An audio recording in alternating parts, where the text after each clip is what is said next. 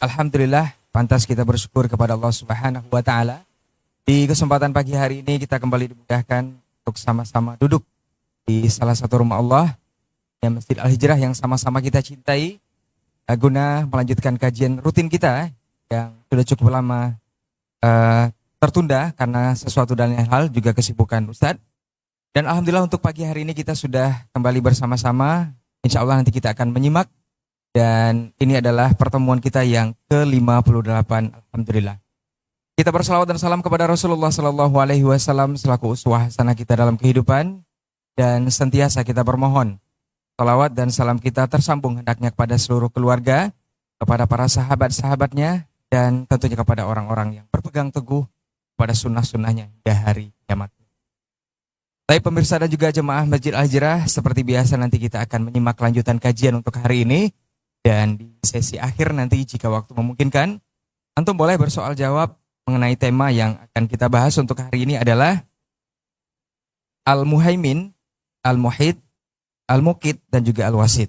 Dari 4 poin ini akan kita bahas bersama Ustadz, kita akan dengarkan. Insya Allah nanti kita akan banyak faedah yang akan kita dapatkan nanti. Dan di sesi akhir nanti bisa bersoal jawab. Untuk pemirsa boleh di 0811-755-0606. Dan untuk jemaah kita boleh mengirimkan pertanyaan atau menuliskan pertanyaan dan disampaikan ke depan. Tapi para pemirsa dan juga jemaah Masjid Al-Hijrah, untuk tidak memperpanjang mukaddimah, kita akan langsung saja sampaikan atau berikan kepada Ustadz untuk hari ini. Kepada guru kita persilahkan. Falyatafadhal mashkura. Nah.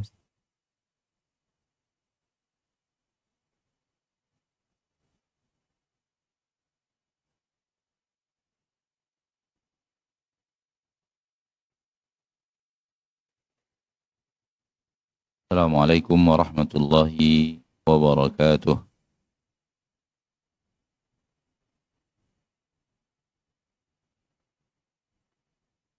Alhamdulillahi rabbil alamin.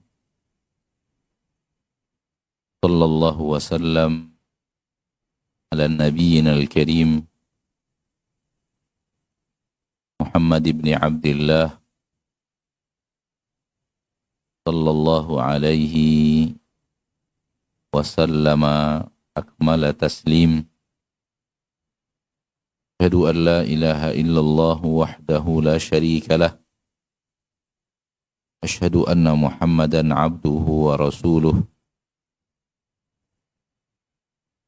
صلى الله عليه وعلى آله وأصحابه ومن تبعهم بإحسان إلى يوم الدين أما بعد.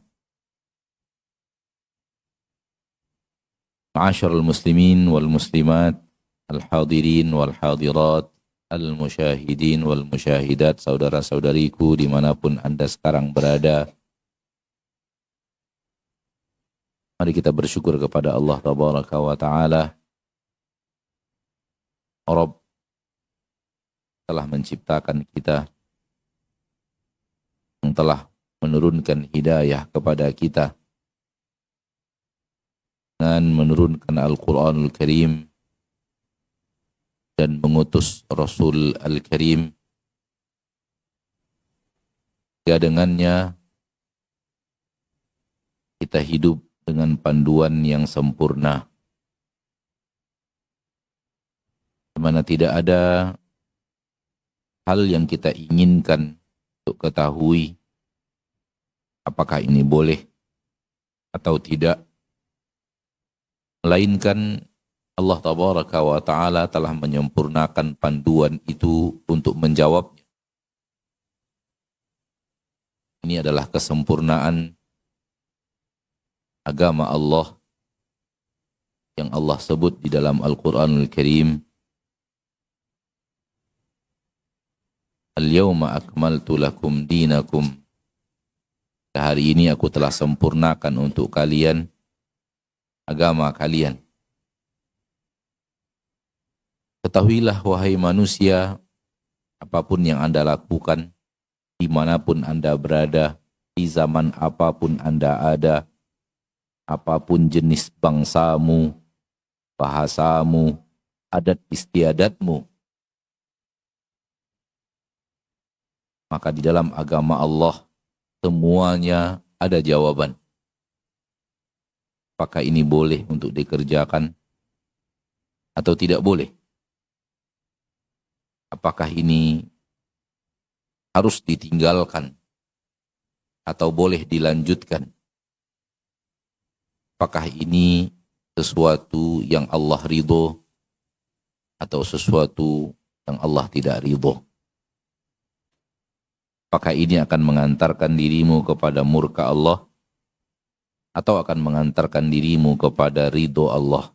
Semua itu ada jawabannya di dalam agama Allah Subhanahu wa ta'ala. Ma farratna fil kitabi min syai'. Tak ada sesuatu yang kami tinggalkan, kami sia-siakan, yang kami abaikan di dalam kitab. Ini dia makna kesempurnaan di mana semuanya tertulis dengan sempurna. Ketahuilah saudaraku, bahwa kalaulah bukan Allah yang menurunkan agama ini, maka mustahil akan mencapai kesempurnaan itu. Kalaulah bukan Allah yang menurunkannya, maka mustahil akan mencapai kesempurnaan tersebut. Jangankan untuk membahas dunia dari utara sampai selatan, dari barat sampai timur. Kita ambil saja kota kecil Pekanbaru, kita berada di dalamnya sekarang. Lalu kita kumpulkan warga Pekanbaru semuanya untuk merumuskan undang-undang Pekanbaru. Maka tidak akan bisa membuat sebuah aturan di mana semuanya lengkap. Tidak akan bisa. Padahal sudah berkumpul semuanya untuk membuat aturan untuk mereka. Kalau antum tidak percaya, silahkan lihat, silahkan perhatikan, silahkan tanyakan apa yang terjadi pada diskusi panjang soal aturan. Semua itu karena manusia tidak mampu membuat aturan walau untuk diri mereka sendiri, di tengah kehidupan mereka sendiri, dalam keadaan sekarang hidup ini. Bayangkan apabila harus dipakai dalam ribuan tahun dan cocok, lengkap, dan tidak ada yang tersisa untuk tidak mendapatkan keterangan yang jelas dan hukum yang pasti.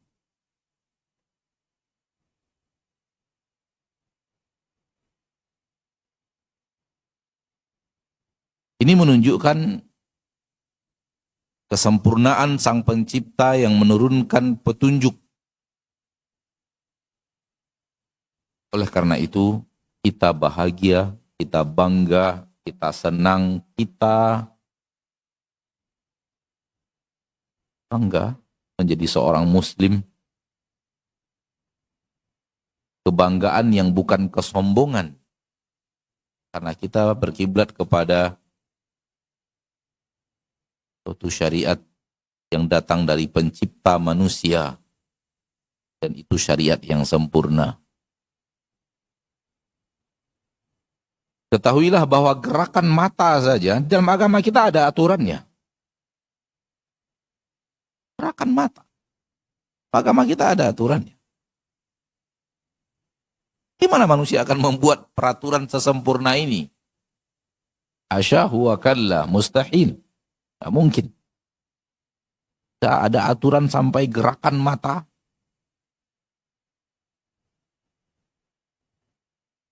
Ya'lamu kha'inatal a'yuni wa ma tukhfis sudur. Allah yang menciptakan kalian mengetahui khianat mata. Mata yang berkhianat. Kayak tidak ngelihat tapi ngelihat. Kayak tidak memperhatikan tapi memperhatikan.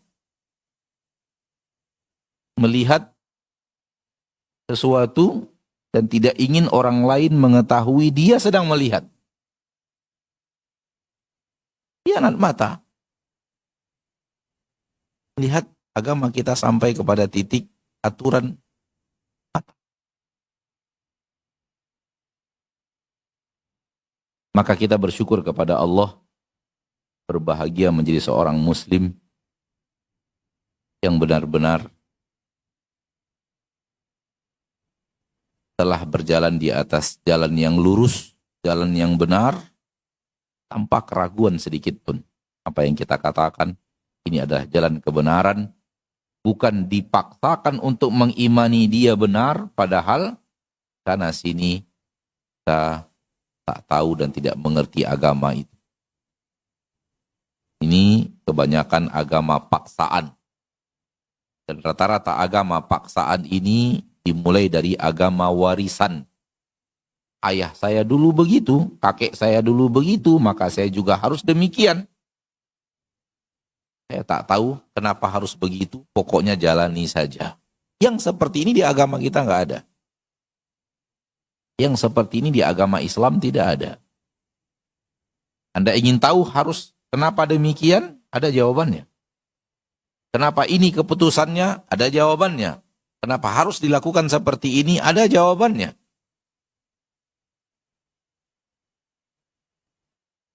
Tak ada sesuatu yang dipaksakan untuk harus diimani, padahal secara ilmiah tak benar.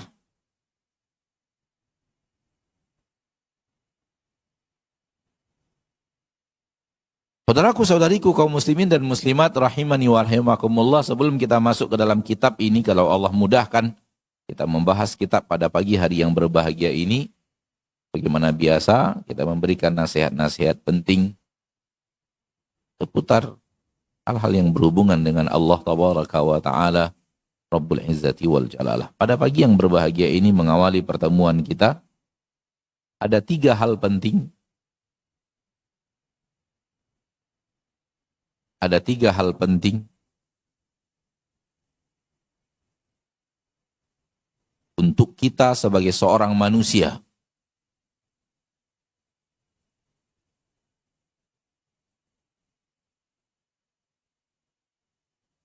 Hidup di permukaan bumi sebagai seorang manusia, ada 3 hal penting yang harus kita kuasai, lakukan.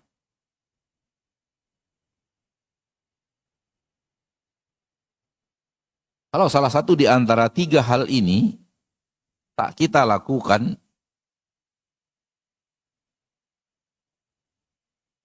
maka kehancuran, kebinasaan, kesengsaraan akan hampiri. Pertama, mengenali siapa pencipta kita.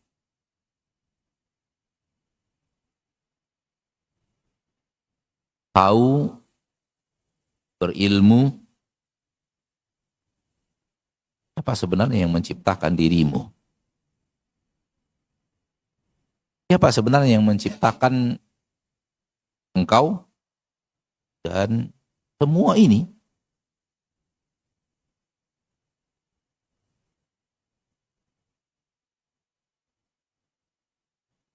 Yang kedua,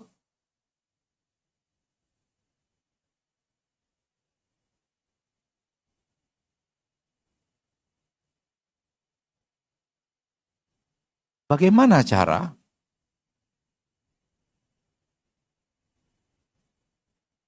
untuk sampai kepada ridhonya?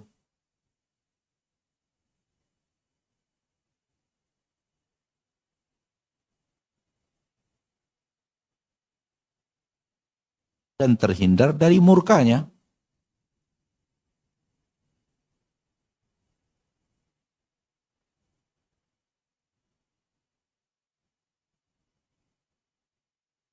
Yang kedua, telah tahu siapa pencipta kita. Yang kedua yang harus kita lakukan adalah mengetahui cara untuk mendapatkan ridho sang pencipta itu. Dan terhindar dari murkanya.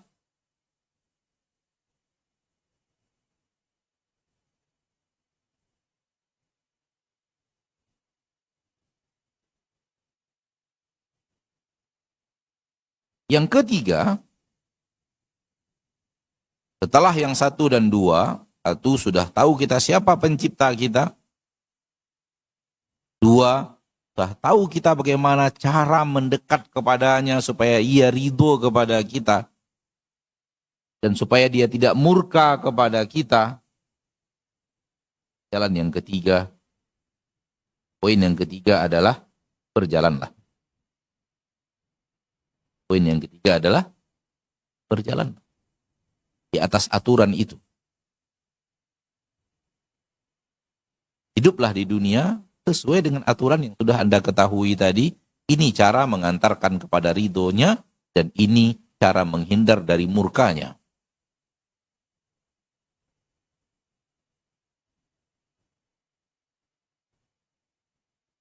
Hai manusia, dari timur sampai barat, seluruh permukaan bumi, dari utara sampai selatan, wanita dan pria, tua dan muda, asal sudah mukallaf, sudah mencapai usia wajib mengikuti syariat. Ini adalah kewajiban semua manusia hidup di dunia ini. Engkau dihidupkan Allah untuk 3 poin ini.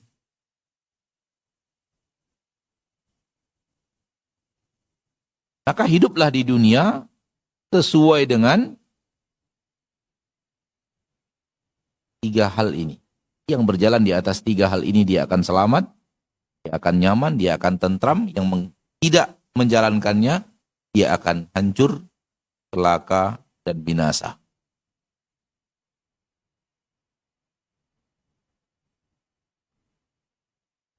Poin yang pertama apa? Mengenal siapa yang sebenarnya menciptakan kita. Dan inilah dia yang sedang kita pelajari sekarang. Poin yang pertama ini. Halakoh kita mulai dari halakoh yang pertama sampai halakoh yang sekarang sampai berikutnya insya Allah. Kalau Allah mudahkan, masih dalam bab yang pertama. Mengenal siapa yang menciptakan kita. Siapa dia yang menciptakan kita? Siapa dia yang menciptakan rezeki kepada kita? Siapa dia yang mengatur langit dan bumi? Siapa dia yang menerbitkan matahari yang sangat kita butuhkan? Mendatangkan malam yang sangat kita butuhkan? Siapa yang menyiapkan untuk kita makanan dari darat, dari laut, dari gunung? Siapa yang telah menyiapkan untuk kita pakaian? Siapa yang telah memberikan kepada kita oksigen? Siapa sebenarnya yang telah membuat kita bernafas? Siapa sebenarnya yang telah memberikan kepada kita aneka ragam harta yang berlimpah ruah, aneka ragam nikmat? Siapa yang sebenarnya mampu memberikan kepada kita keturunan? Siapa sebenarnya dia yang telah melakukan semua ini? Karena semua ini mustahil tanpa ada yang mengatur. Mustahil. Alam yang terbentang begitu luas, yang sangat-sangat sempurna dalam pergerakannya, mustahil bisa mencapai itu kalau tidak ada yang mengaturnya. Karena semua yang tidak ada yang mengatur berantakan, dan alam ini tidak berantakan. Setelah berjalan ribuan tahun, entah berapa puluh ribu tahun kita tidak tahu, ilmu manusia tidak bisa mencapai sebenarnya berapa, hanya mengira-ngira. Setelah berapa usia dunia ini, dia berjalan dengan sempurna, dia berjalan dengan teratur, tanda ada yang mengatur. Karena sesuatu yang tidak ada yang mengatur, pasti berantakan. Dan alam ini tidak pernah berantakan.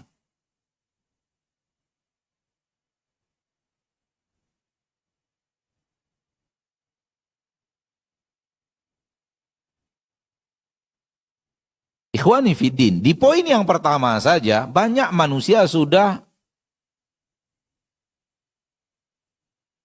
keluar jalan. Banyak manusia yang sudah keluar jalan. Di poin yang pertama saja. Dia tidak tahu siapa penciptanya. Ada yang mengatakan pencipta saya api. Ada yang menyatakan pencipta saya yang memberikan semua ini matahari. Bahkan ada yang mengatakan monyet. Ada yang mengatakan mancit. Tahu mancit? Mancit tahu nggak? Tikus putih. Tikus putih. Ada penyembah-penyembah tikus. Billahi min dzalik. Wallahi, tidak kenal kepada Allah membuat manusia hina.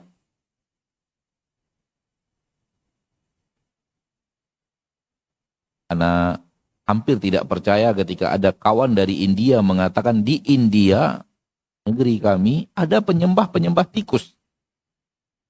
Logika ini hampir tidak percaya. Otak ini yang Allah berikan ini hampir tidak mengatakan kok ada manusia penyembah tikus.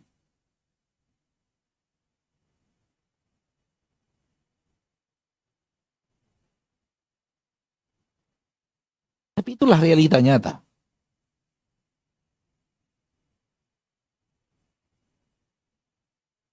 Di mana letak kesalahan ini? Kesalahan di poin yang pertama, dia tidak tahu siapa sebenarnya yang menciptakan dia. Manusia kehilangan pengetahuan, sebenarnya yang menciptakan saya siapa? Akhirnya dia penyembah matahari, penyembah api, penyembah sapi, penyembah mancit, penyembah monyet, penyembah ini, penyembah itu, penyembah dewa-dewi yang tidak jelas di mana keberadaannya, siapa dia sebenarnya, ada atau tidaknya dia.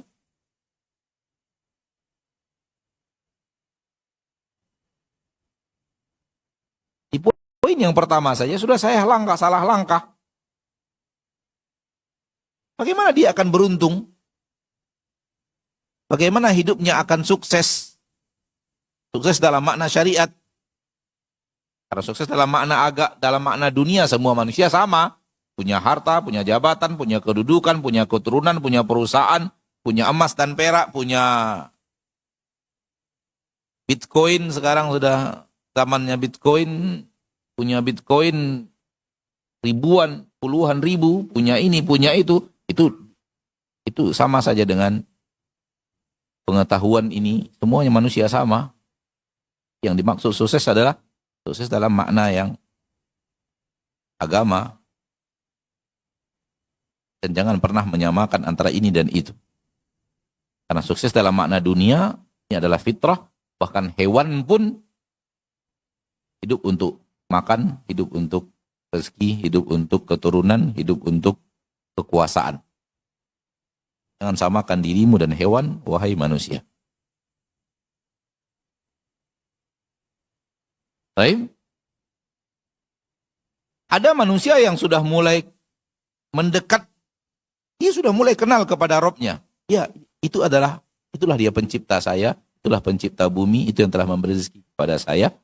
Sudah mendekat, namun mengetahuinya by syirik, melalui proses syirik juga. Akhirnya tetap tidak mengetahui siapa Allah yang sebenarnya Rabbul Izzati wal Jalal.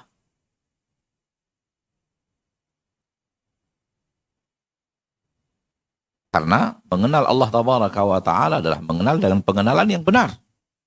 Itulah dia pelajaran tentang Allah yang selalu kita ajarkan, dan itulah ilmu yang mengajarkan kita tentang Allah, ilmu mengesahkan Allah Tabaraka wa Ta'ala, karena tak kenal kepada Allah orang yang menyekutukan Allah.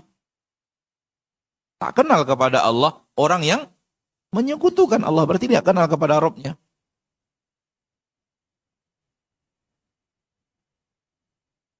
Di sini terjerumus sebagian manusia lagi keluar dari jalan.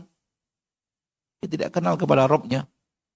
Dia kenal dengan Rabb yang pakai jalur syirik. Bahwa tidak bisa sampai kepada Rabb ini kecuali melalui anaknya. Uzairkah itu, Al-Masihkah itu, Isa, Lata dan Uzza yang mengantarkan mereka kepada Rabb mereka, kata mereka, "Ma na'buduhum illa liyuqarribuna ilallahi zulfa." Bukan mereka yang kami ibadati, kami ingin mereka ini mendekatkan kami kepada Allah sedekat-dekatnya. Ini jalan syirik. Karena jalan yang benar adalah ud'u rabbakum. Berdoa langsung kepada Rabb kalian. Is'alillah. Mintalah langsung kepada Allah. Ini jalan yang benar. Dan inilah dia ilmu tauhid, ilmu yang mengantarkan kita kepada Rabb kita, siapa dia sebenarnya, apa dan bagaimana kita harus berhadapan dengannya. Di poin yang pertama. Kalau antum tahu bahaya melenceng daripada poin ini, pahamlah antum bahaya tak percaya adanya pencipta.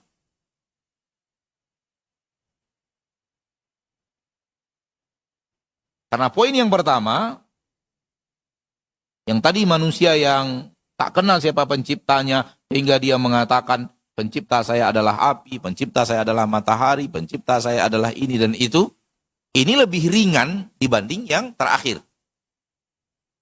Kenapa? Yang satu, yakin ada pencipta, cuman salah jalan.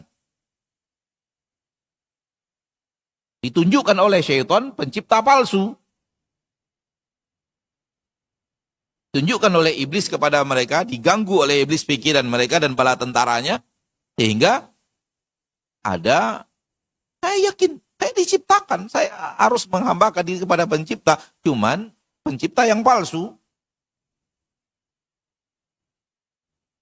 Melalui, itu yang Anda katakan tadi, keturunan, dipaksakan, harus seperti itu, keimanannya harus seperti itu, keyakinannya harus seperti itu. Dia meyakini, nak, pencipta kita ini matahari ya, nak, pencipta kita ini api ya. Dari kecil didiktekan oleh orang tuanya, sehingga terwujudlah itu di dalam hati sang anak. Kalau dia tidak bisa memahami bagaimana caranya, namun ya sudah imani saja.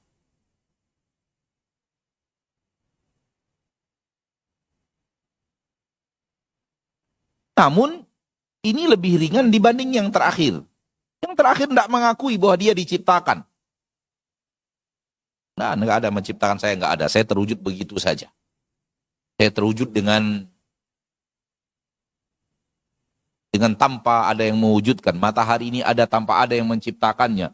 Siang dan malam teratur tanpa ada yang mengaturnya. Hujan turun tanpa ada yang menurunkan hujan. Angin ini berhembus tanpa ada yang mengaturnya. Ini lebih parah. Yang pertama saja salah jalan, walaupun dia mengakui bahwa ada yang menciptakan dirinya, namun dia tidak kenal siapa yang menciptakan dirinya dengan pengenalan yang benar, itu saja sudah menghancurkan dirinya, apalagi yang ini. Sombong dengan tidak mengakui adanya Allah yang menciptakan langit dan bumi. Padahal logika manusia takkan bisa terima itu. Tak ada yang bisa terima bahwa alam semesta ini tak ada yang ngatur. Tak ada yang bisa menerima bahwa dirimu yang demikian sempurna tercipta tanpa ada yang menciptakan. Itu nggak mungkin ada.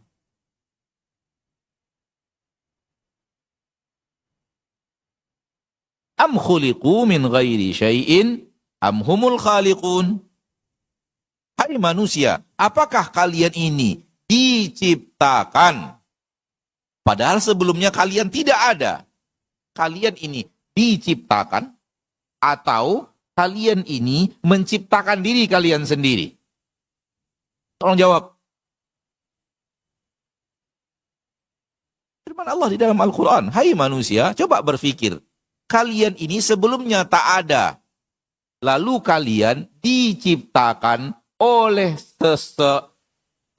seseorang yang menciptakan, oleh pencipta kalian. Apakah ini keadaan yang sebenarnya?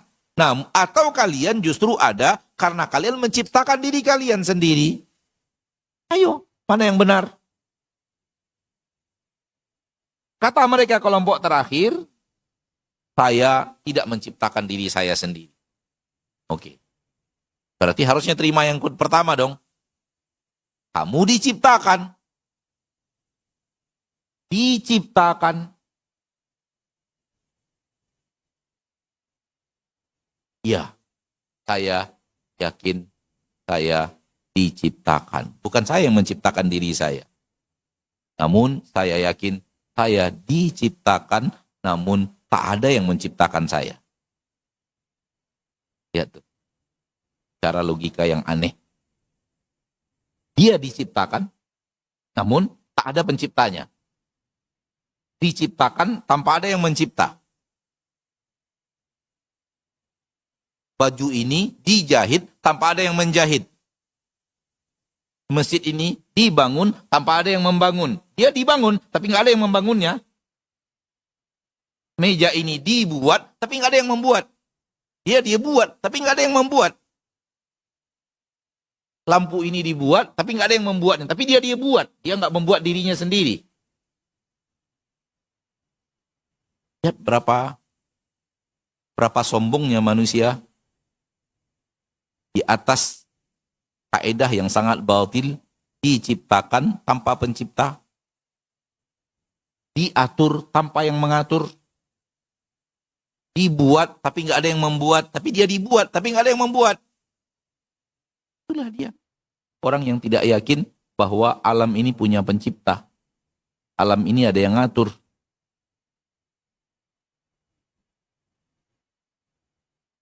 Namun intinya adalah salah di dalam poin yang pertama, tak kenal siapa yang menciptakan dirimu.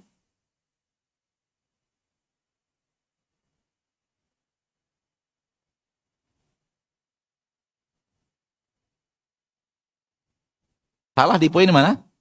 Di poin yang pertama. Dan pelajaran kita sekarang ini, majelis kita ini, mengenal Allah lebih dekat itu, di poin ini, siapa dia, siapa Allah itu? Siapa sebenarnya yang menciptakan kita?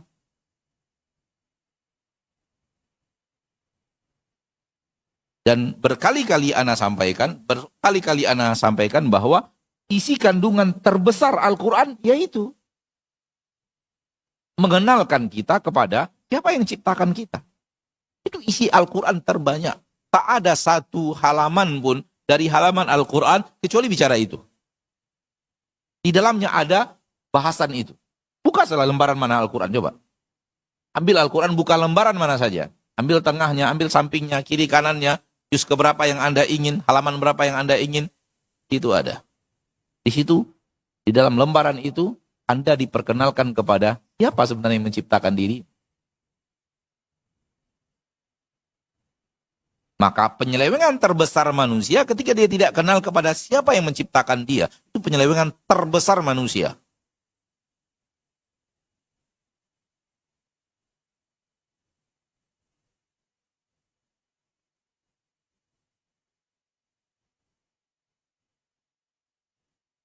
Sudah jelas bahasan pertama?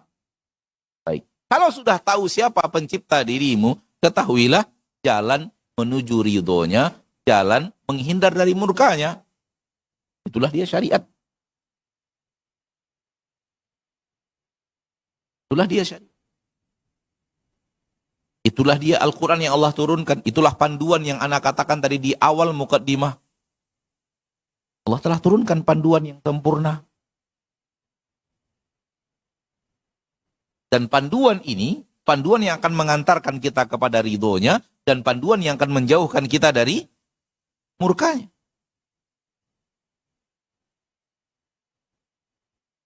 Kalau bukan dia yang menurunkan, mustahil manusia bisa mengetahui secara detail. Adapun soal membunuh itu tidak baik, soal merusak rumah orang lain tidak baik, soal membakar rumah orang lain tidak baik, soal merampas tanah orang yang tidak baik, itu fitrah juga menunjukkan ke arah itu, bukan syariat saja. Oleh karena itu, fitrah semua manusia sama. Membunuh itu nggak bagus. Merampok itu nggak bagus. Merampas tanah orang itu tak baik. Mencuri harta orang itu tak baik. Fitrah semua manusia.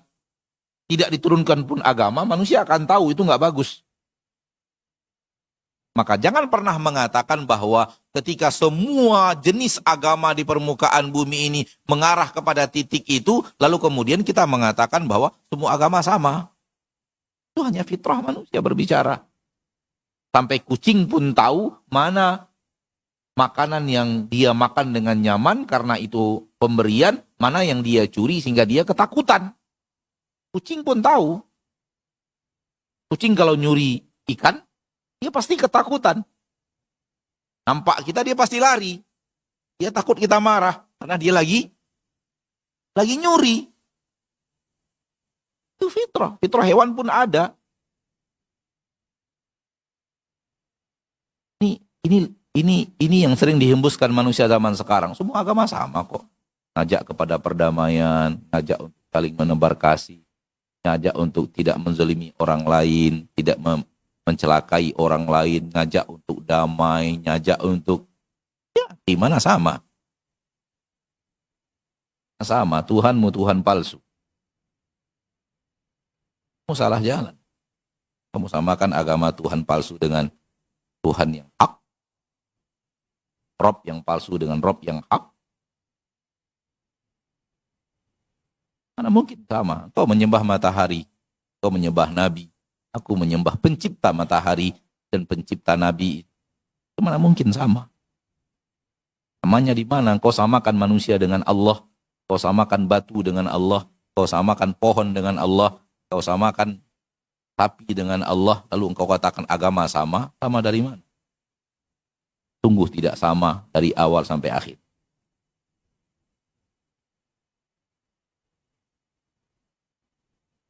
Kalaulah bukan Allah yang turunkan syariat ini, mustahil kita tahu agama yang benar yang akan menyampaikan kita kepada ridho Allah dan akan menghindarkan kita dari murka Allah. Mustahil kita tahu.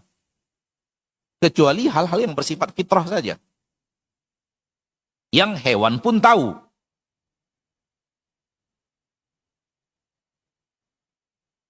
Karena kita juga diberikan fitrah mengarah kepada arah itu, dan fitrah manusia lebih sempurna daripada fitrah hewan.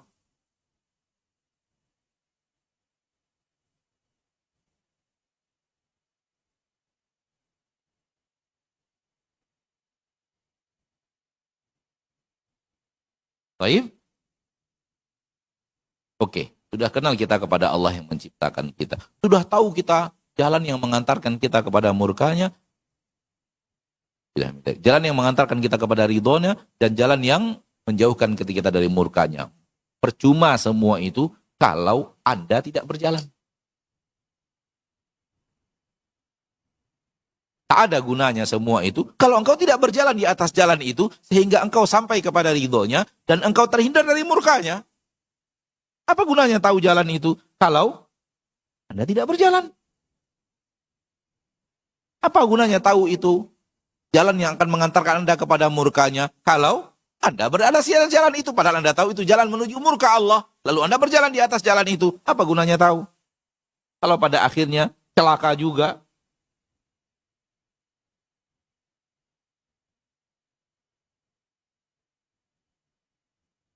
Akhi fiddin.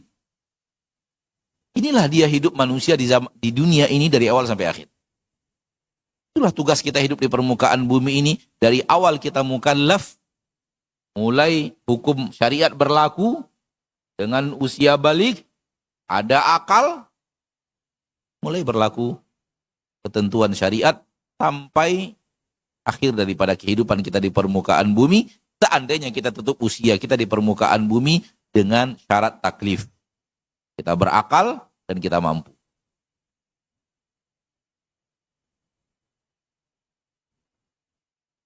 Namun sebagian manusia di usia senjanya Allah angkat taklif itu. Dengan Allah cabut kesadaran dirinya. Kembali kepada usia kekanak-kanakan. Gak sadar siapa diri. Itulah yang kita kenal dengan usia apa? Pikun. Hingga orang tua tidak bisa lagi kenal siapa anaknya. Ardhalul umur. Yang para nabi dan para rasul tak seorang pun yang sampai kepada titik itu, karena mereka manusia sempurna, dan orang-orang saleh adalah orang-orang yang jauh daripada hal tersebut, karena mereka menggunakan akal mereka yang sehat untuk jalan yang benar, hingga jauh daripada ardhalul umur.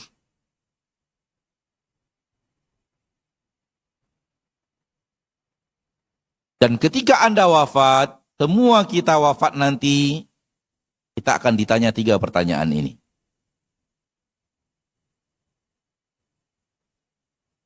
Pertanyaan di alam barzakh ini dia. Pertanyaan di alam barzakh ini dia. Man rabbuk?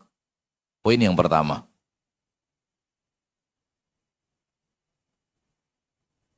Siapa Rabbmu?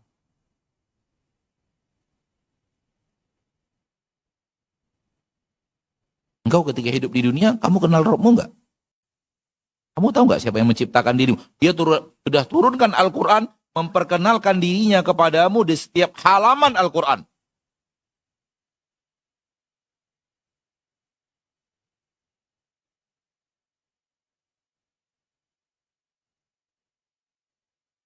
Kenal tidak kepada Rabbmu itu?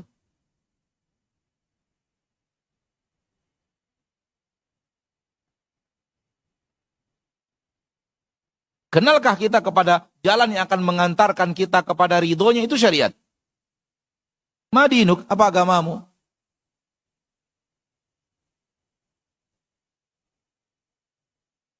Kau ketika di dunia berjalan di atas jalan agama yang mana?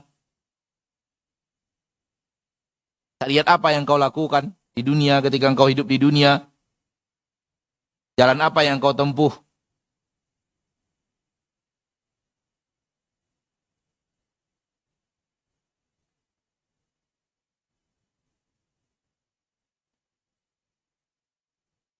Yang ketiga, kamu taat gak kepada aturan itu sehingga kau berjalan sesuai dengan aturannya itu? Benar gak ikut aturan, ikut panduan Rasul yang telah mengajarkan kepadamu ajaran tersebut? Kau ikuti dia atau tidak? Berjalankah engkau atau tidak? Itu dia pertanyaan man nabiyuk. Taatkah kamu kepada nabimu? Kenalkah engkau kepada nabimu dan taat kepadanya? Sehingga kau berjalan di atas syariat yang telah dia ajarkan kepadamu, yang ia dapatkan dari Rabb-nya.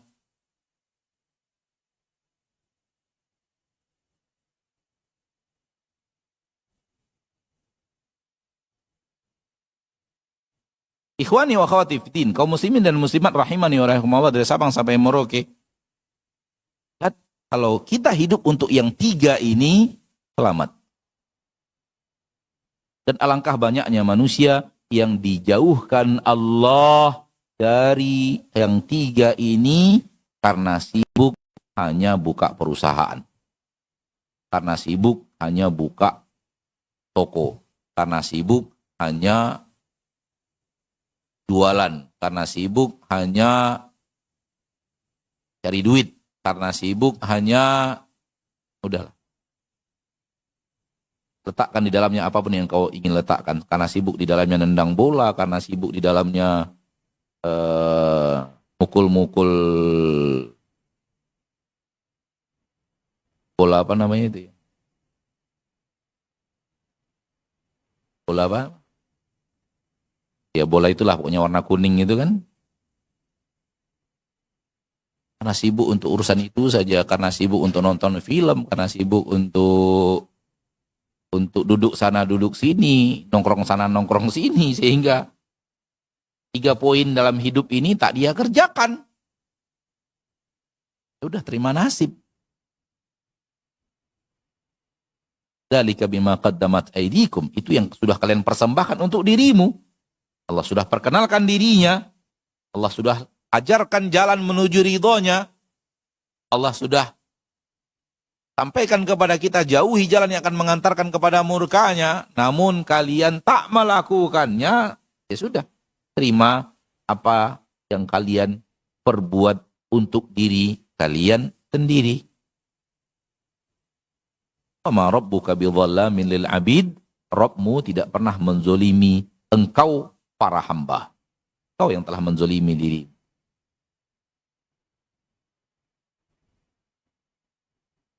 Akhi fiddin, jangan tertipu kita hidup di dunia dengan aneka ragam pembicaraan manusia di dunia dari 3 poin penting dalam hidup kita. Selalu ingat 3 poin penting ini. Aku kenal tidak kepada Rabbku. Aku kenal tidak kepada syariatnya. Aku berjalan tidak di atas syariat itu.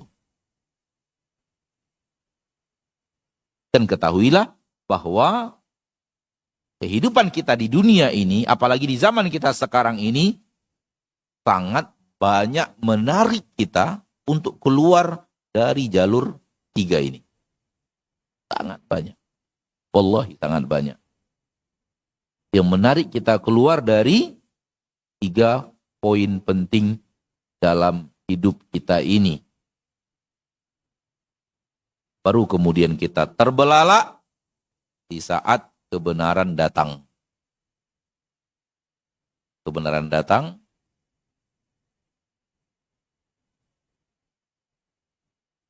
baru seorang manusia terbelalak saat dia asik dengan kehidupan dunianya, tak berjalan di atas jalan seperti yang tadi kita katakan, tak kenal Robnya, tak tahu jalan menuju Robnya, tahu pun tidak dia jalan itu, apalagi mau berjalan, tahu pun tidak. Ada yang tahu tapi tak mau berjalan. Dia baru terbelalak di saat kebenaran datang dengan datangnya al-haqq, kematian. Al-yaqin, kematian yang sangat yakin. Datanglah kebenaran apa adanya, sehingga dia menghadap Robnya. Ini Robku, namun aku tak kenal dia. Ini Robku, namun aku tak kenal dia dengan syirik. Ini Robku, namun aku membantah keberadaannya di dunia. Na'udzubillah min dzalik. Ini Robku, namun aku tak tahu jalan menuju dia. Ini Robku, aku tahu jalan menuju dia, tapi aku tak kunjung berjalan. Datang kebenaran di hari akhirat, tunjukkan oleh Allah Tabaraka wa Ta'ala secara sempurna, dan manusia pun kemudian penuh dengan penyesalan atas apa yang dilakukan. Ikhwani fiddin, rahimani wa rahimakumullah, ini nasihat kita di pertemuan pertama. Semoga di awal pertemuan semoga bermanfaat. Yang ngantuk-ngantuk uduk. Yang ngantuk-ngantuk uduk. Anda sudah melihat kepala yang sudah mulai turun dari posisi yang sebenarnya. Itu nulis apa?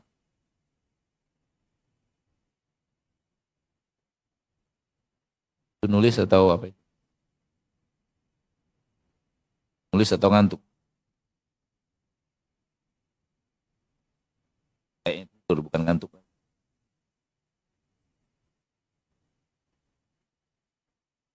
Tawaddu.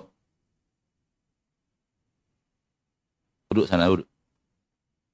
Lari dulu, lari. Putaran masjid 3 kali. Atau 30 kali.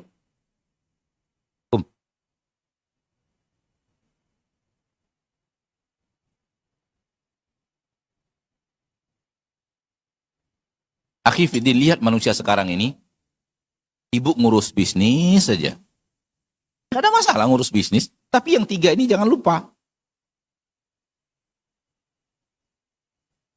Sibuk ngurus politik aja. Apa ngurus politik, tapi yang 3 ini jangan lupa. Sibuk ngurus apa lagi? Sibuk nendang bola aja. Ya tendang lah bola itu, tapi yang 3 ini jangan lupa. Maka semulia-mulia manusia hidup di permukaan bumi, manusia yang hari-harinya melakukan yang 3 ini. Dia belajar Allah Robnya, dia belajar agamanya, dan dia berjalan di atas. Itu semulia-mulia manusia. Dan berbahagialah kita kalau Allah memilih kita di atas jalan itu.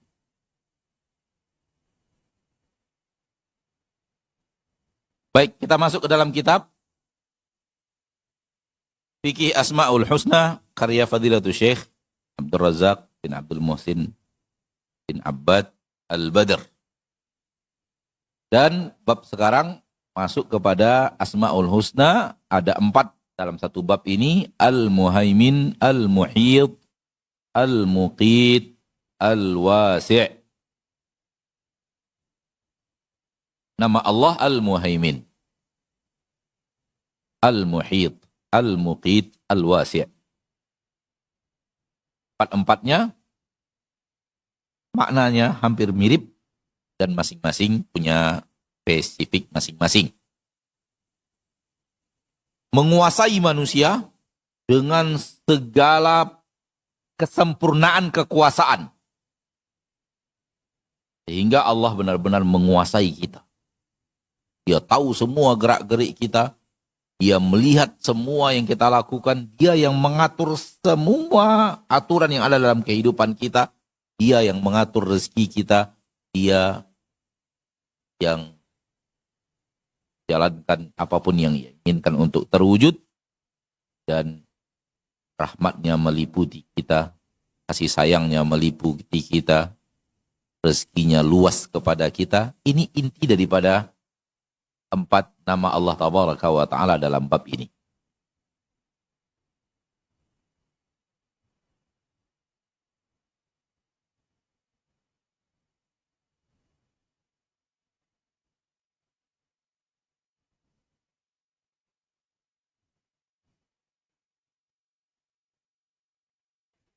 Ada satu kaidah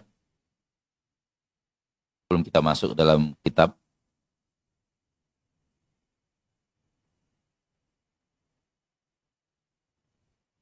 Karena masih ragu-ragu, sampaikan atau tidak, sampaikan atau tidak. Saya sampaikan saja. Nama Allah banyak kan? Tapi menunjukkan satu. Menunjukkan kepada Allah. Al-Alim menunjukkan kepada Allah. Al-Hafidh menunjukkan kepada Allah. Al-Mutakabbir menunjukkan kepada Allah. Al-Hayy menunjukkan kepada Allah. Al-Karim menunjukkan kepada Allah. Al-Qawi menunjukkan kepada Allah. Al-Aziz menunjukkan kepada Allah. Al-Hakim menunjukkan kepada Allah. Ar-Razzaq menunjukkan kepada Allah. Al-Qahhar menunjukkan kepada Allah. Al-Ghafur menunjukkan kepada Allah. Yang dia bahas Allah itu. Jadi semua nama yang banyak ini menunjukkan satu. Siapa Allah? Allah itulah dia. Al-Hafidh, Al-Muhaimin, Al-Muhid, Al-Muqid, Al-Aziz, Al-Jabbar, Al-Quddus, Al-Malik, Al-Qahar, Al-Ghaffar, Al-Ghafur, Ar-Rahim, Ar-Rahman. Itu semua adalah Allah. Paham? Kalau dari sisi mengarahkan kepada siapa nama-nama ini, satu arahan yang sama, Allah. Karena dia adalah Allah dengan nama yang beraneka ragam.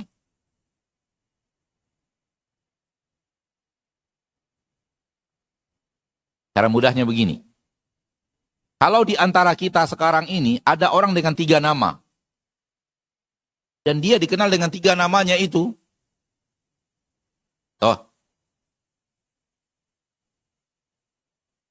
Dia namanya Muhammad. Dan di komplek ini, jangan Muhammad lah, Muhammad terlalu rame. Dia namanya Faris. Di komplek ini, satu komplek ini, yang nama Faris cuma dia sendiri. Oke, jadi dia dikenal dengan nama itu, dan gak ada orang lain kecuali dengan nama itu. Dia juga dikenal dengan kunyahnya, Abu Khadijah misalnya. Orang di komplek ini, satu komplek ini gak ada yang kenal Abu Khadijah. Gak ada orang yang Abu Khadijah kecuali dia saja. Ya, dia juga dikenal dengan Abu Yazid, anaknya laki-laki. Kadang-kadang orang manggil dia Abu Yazid dan sangat masyhur. Dan gak ada di Abu Yazid di komplek ini kecuali dia.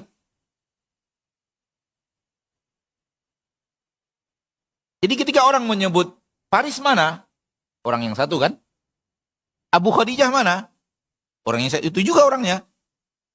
Atau orang nyebut Abu Yazid kemana ya? Padahal ada 3 penyebutan, tapi semua orang tahu yang dituju adalah orang yang sama.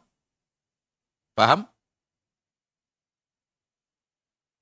Atau mungkin namanya dulu waktu sebelum Islam Togar misalnya. Setelah dia masuk Islam, berubah namanya menjadi Abdurrahman. Dan di komplek itu nggak ada orang namanya Abdurrahman. Datang orang mengatakan, Pak Togar mana? Itu orangnya. Datang orang nanyakan, Pak Abdurrahman mana? Itu orangnya. Orang yang sama juga.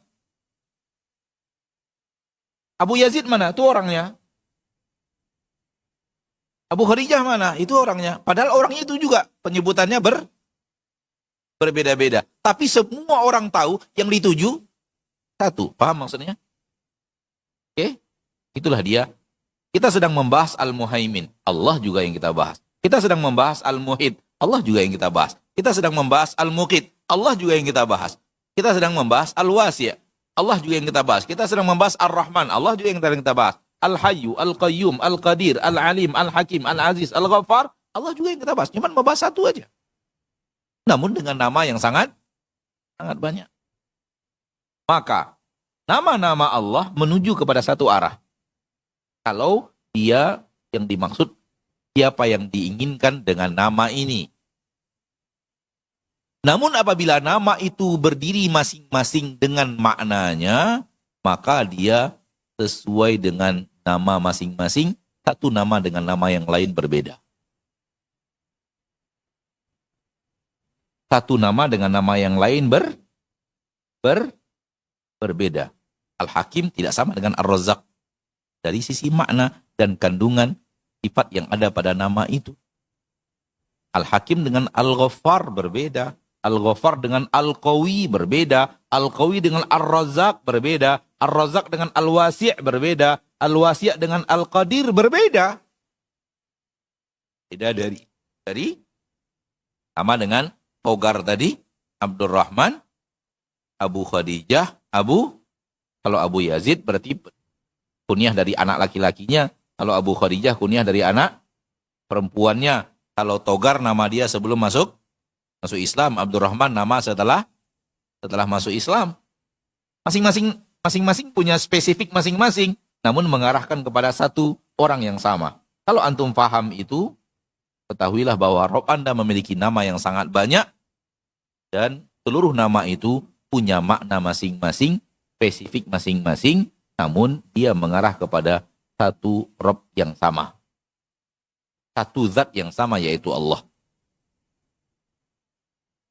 Ketika kita membaca firman Allah tabaraka wa ta'ala Rabbul Izzati wal Jalalah. Wallahu alladhi la ilaha illa huwal malikul quddus salamul mu'minul muhaiminul azizul jabbarul mutakabbir. Membahas Allah.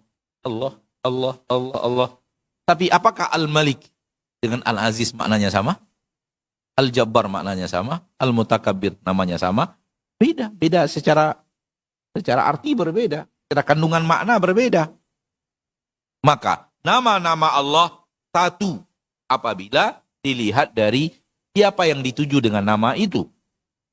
Dan nama-nama Allah berbeda apabila dilihat dari kandungan makna dari nama itu. Ini kaidah dalam kaidah asma wa sifat. Nama Allah sama apabila yang dilihat siapa yang dituju dari nama itu. Nama Allah berbeda apabila dilihat kandungan makna dari masing-masing nama tersebut. Jadi difahami? Baik, masuk kita Al-Muhaimin. Al-Muhaimin. Nama Allah tabaraka wa ta'ala Al-Muhaimin bermakna menguasai. Kata Syekh, ada satu ayat di dalam Al-Quran. Dalam surah Al-Hasyr. Wallahu alladhi la ilaha illa huwal malikul quddus assalamul mu'minul muhaimin. Al-Azizul Jabbarul Mutakabbir. Subhanallahi amma yusyrikun. Di dalam satu ayat ini saja di dalam Al-Quranul Karim ada nama Allah Al-Muhaimin yang maknanya menguasai. Menguasai di sini artinya adalah tahu semuanya secara detail. Bukan menguasai dalam makna berkuasa, perkasa, bukan. Tahu semuanya secara detail, menguasai seluruhnya, tak ada yang tersisa, tak ada yang tersembunyi, tak ada yang ia tidak tahu, tak ada yang dia tidak. Maka Allah menguasai segala-galanya. Tak ada yang tersembunyi dari perbuatan makhluk sedikit pun. Allah tabaraka wa ta'ala Rabbul Izzati wal Jalalah. Al-Muttali' ala khafayal umur wa khabaya sudur. Yang tahu sampai kepada hal-hal yang tersembunyi, tersembunyi-sembunyi. Apapun dia kuasai, dia mengetahuinya. Dan semua yang tersembunyi di dalam dada. Tak ada yang lebih halus tersembunyi lebih daripada apa yang ada di dalam dada. Ada di dalam dada itu sangat halus. Pun Allah tabaraka wa ta'ala muhaimin atas semua itu. Ahata bi kulli syai'in ilma. Segala sesuatu Allah tahu. Asyahid 'alal khalqi bi a'malihim. Yang menyaksikan semua amal hamba. Ar-raqib 'alaihim. Yang benar-benar mengawasi semua apa yang dilakukan oleh hambanya. La yaghibu anhu min af'alihim syai'. Tak ada sesuatu pun yang bisa disembunyikan dari perbuatan kita terhadap Allah. Tak ada yang bisa kita sembunyikan dari Allah apapun yang kita lakukan dari perbuatan kita, sekecil apapun. Makna yang mirip dengan itu al-muhit. Mirip dengannya. Ahata yuhitu, meliputi. Allah maha meliputi. Ini fi indati mawadhi' minal Qur'an. Ada beberapa tempat di dalam Al-Quran, beberapa ayat di dalam Al-Quran, Allah mendatangkan namanya Al-Muhit. Antaranya surat Ali Imran ayat 120, surat Al-Baqarah ayat 19, surat Al-Isra ayat 60, dan ayat-ayat yang lainnya. Dan ayat-ayat yang lainnya, innallaha bima ya'maluna muhit. Allah maha meliputi semua yang mereka lakukan. Semua amal mereka Allah liputi. Allah liputi semuanya. Surat At-Talaq ayat 12, ayat yang terakhir, lita'lamu annallaha ala kulli syai'in qadir wa annallaha qad ahata bi kulli syai'in ilma. Allah meliputi dengan ilmunya segala sesuatu. Allah meliputi dengan ilmunya segala sesuatu.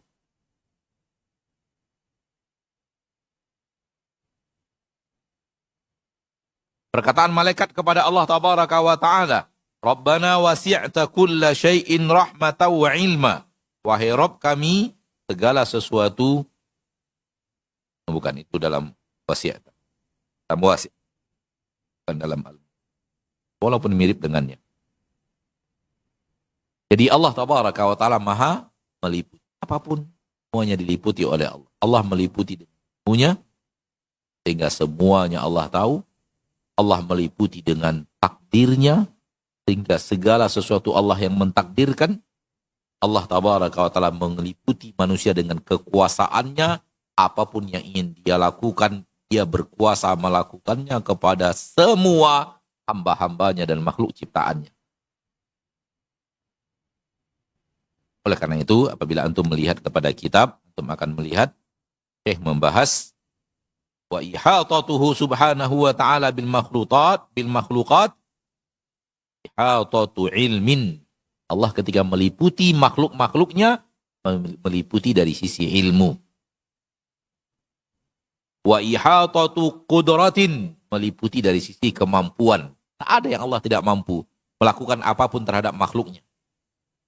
Wa ihatatu qahrin, dan meliputi manusia dengan keperkasaan, kedikdayaannya. Apapun yang dia lakukan, tak ada yang bisa menolak. Apapun yang ingin dia perbuat, tak ada makhluk yang mampu untuk menolak perbuatannya. Subhanahu wa ta'ala Rabbul Izzati wal Jalalah.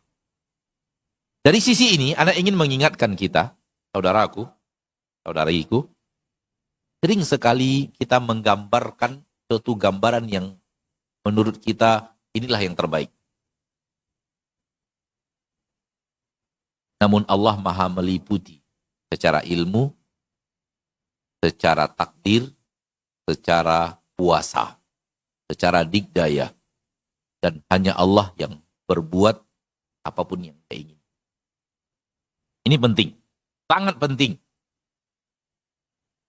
Betapa seringnya kita menggambarkan, saya maunya begini, begini, begini, begini. Harusnya begini, begini, begini, begini. Benarnya itu begini, begini, begini. Menurut kita. Namun kita tidak menguasai sesuatu secara ilmu, menguasai sesuatu secara kemampuan. Sehingga yang terjadi tidak seperti itu.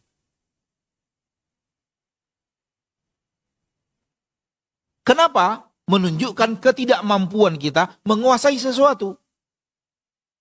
Kita tidak meliputinya secara ilmu, kita tidak meliputinya secara kemampuan. Kita hanya menghayalkan gambaran ini yang seharusnya terjadi. Ini begini yang seyogyanya terjadi. Tapi yang terjadi tidak seperti itu. Ketahuilah bahwa Allah yang lebih tahu, Allah yang lebih berkuasa, Allah yang lebih bijaksana, Allah yang lebih berbuat apapun yang dia buat. Dan apa yang dia perbuat itulah yang terbaik dalam apa yang terjadi. Jangan pernah salahkan Allah dalam apa yang ia pilih yang tidak sesuai dengan apa yang kita inginkan. Apa yang menurut kita harusnya kan begini, kok begini ya? Gitu loh. Contoh misalnya sekarang, harusnya orang mukmin yang taat kepada Allah, yang ruku dan sujud kepada Allah, harusnya kan orang yang dimuliakan di permukaan bumi. Kok sekarang banyak orang yang beriman yang dihinakan Allah? Didatangkan kepada mereka penderitaan melalui orang-orang yang sangat jahat, orang-orang yang syirik, orang-orang yang kufar. Harusnya tak begitu. Misalnya seperti itu. Kita tidak meliputi apa yang terjadi. Ilmu kita tidak tahu apa yang sebenarnya sedang terjadi. Ilmu kita tidak mengerti sampai di mana. Dan kenapa Allah berbuat seperti yang Ia perbuat sekarang? Karena kita tidak tahu. Kita hanya menggambarkan menurut suatu gambaran kita. Tapi Allah Maha tahu apa yang sebenarnya terjadi. Dan kenapa Allah lakukan itu kepada mereka? Allah Maha tahu. Dan ketahuilah bahwa apa yang Allah wujudkan terjadi, itulah yang kebijaksanaan, keadilan, kasih sayang. Al-Muqit. Ada dalam satu ayat di dalam Al-Quran, yaitu surat An-Nisa, ayat 85.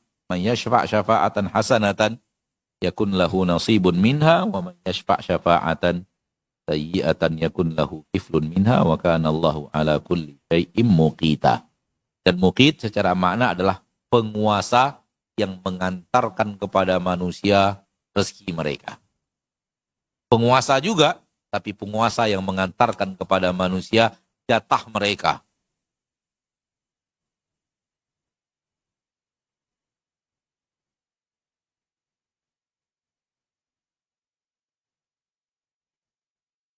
Hingga Allah tabaraka wa ta'ala berfirman di dalam Al-Quran, وَمَا مِنْ دَابَةٍ فِي الْأَرْضِ إِلَّا عَلَى اللَّهِ رِزْقُهَا.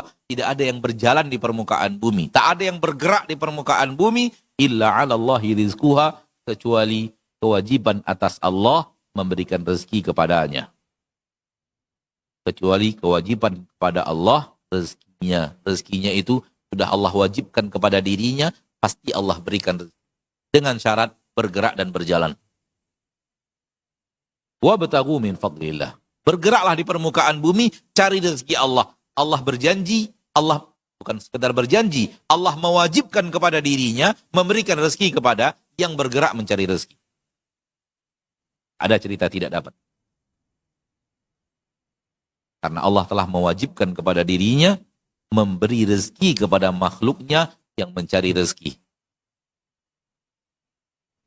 Oleh karena itu, Nabi mengatakan, tirulah burung yang pergi mencari rezeki setiap hari dan setiap hari dapat rezeki. Dan dia tidak pernah simpan-simpan makanan. Burung, ma'asyarul muslimin, itu nggak pernah stok makanan di rumahnya. Bukan di rumah ya, apa nama? Di tempat dia menginap lah. Sebagian burung nggak punya sarang kan? Sebagian burung ada sarang nggak? Nggak ada sarang, dia cuma tidur di pohon. Sebagian burung buat sarang, sebagian burung nggak punya sarang. Sebagian burung malah ngumpul-ngumpul aja gitu, duduk. Duduk apa itu? Pokoknya ngumpul lah, nggak ada sarangnya juga dia. Intinya adalah, kalau tuh dia punya sarang atau dia punya tempat di mana dia bermalam, dia nggak punya stok makanan yang disimpan di sarang lah, di sarang burungnya itu, dia nggak punya stok makanan. Satu-satunya yang membuat stok makanan untuk burung adalah majikan burung. Satu-satunya yang membuat stok makanan untuk burung hanyalah majikan burung. Burung itu dia nggak butuh stok makanan. Antum bisa bayangkan, burung yang di rumahnya, di sarangnya, nggak ada makanan.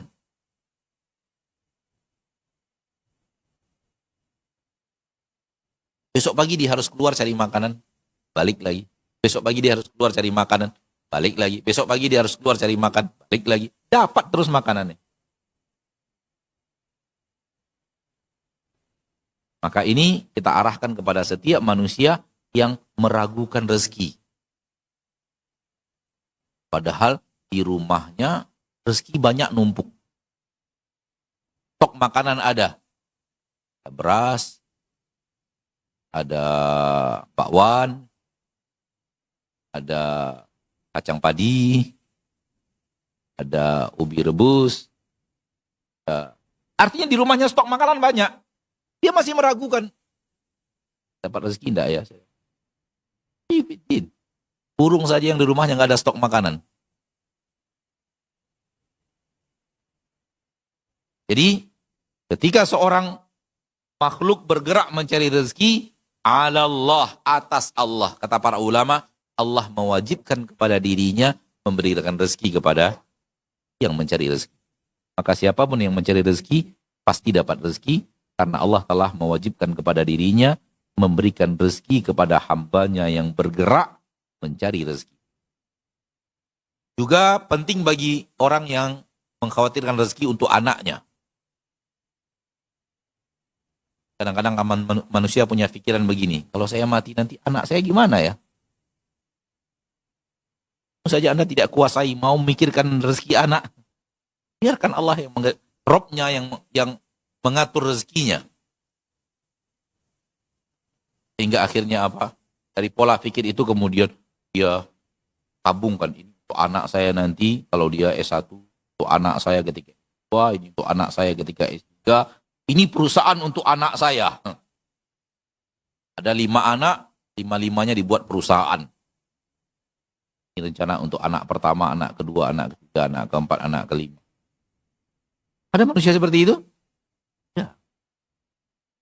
Kalau dia hanya dari sisi ikhtiar manusia, murni ikhtiar, gak ada selain itu, masih oke lah. Walaupun kita melihatnya agak sedikit berlebihan, tapi masih oke lah. Yang jadi masalah adalah apabila berangkat dari kekhawatiran anak gak dapat rezeki. Yang paling berbahaya adalah apabila kekhawatiran berangkat dari kekhawatiran. Nanti kalau nggak ada saya, anak saya nggak dapat rezeki. Ya, Din. Kenapa sejauh itu Anda berpikir? Tidakkah Anda melihat siapa dirimu dan siapa orang tuamu?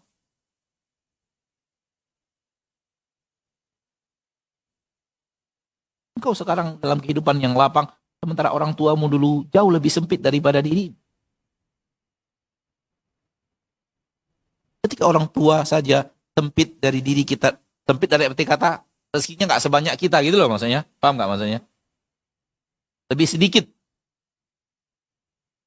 Kita bisa hidup dengan curah rezeki dari Allah yang sangat lapang, dari orang tua yang rezekinya tak selapang itu. Sekarang kita sudah lapang, kenapa kita pikirkan kesempitnya rezeki anak kita? Berhusnuzonlah kepada Allah.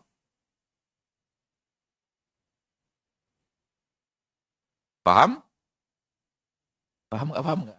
Mana maksud? Rumit, muter-muter nggak? Muter-muter sedikit nggak apa-apa lah ya. Kenapa harus khawatir gitu loh? Kenapa harus khawatir? Asal mau mencari rezeki, rezeki dapat. Asal mau bergerak mencari rezeki, rezeki dapat. Gak ada cerita tidak. Kenapa? Allah telah mewajibkan dirinya untuk memberikan rezeki kepada hambanya yang mencari rezeki. Lihat manusia di permukaan ini sebanyak ini. Lihat hewan di permukaan ini sebanyak ini. Dengan aneka ragam. Semuanya pada rezeki loh.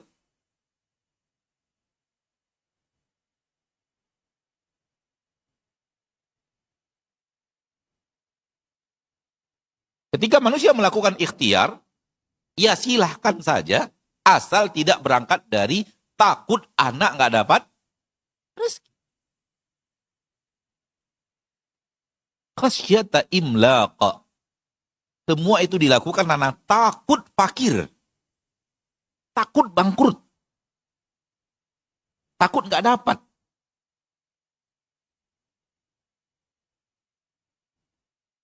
Anda sedang berhadapan dengan Rob Anda yang maha memberi rezeki, maka jangan pernah khawatirkan rezeki.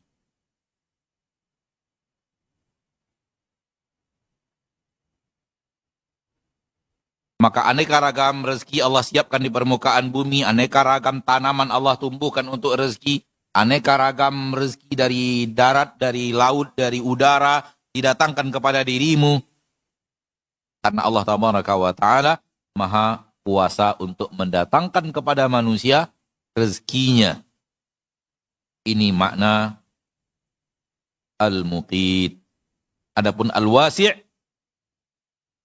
maha luas, maka Allah tabaraka wa ta'ala Rabb yang maha luas. Luas pemberiannya, luas kasih sayangnya, luas rahmatnya, luas ampunannya, luas rezekinya, luas kebijaksanaannya, luas keadilannya, luas pahala yang dia berikan kepada hambanya, maha luas.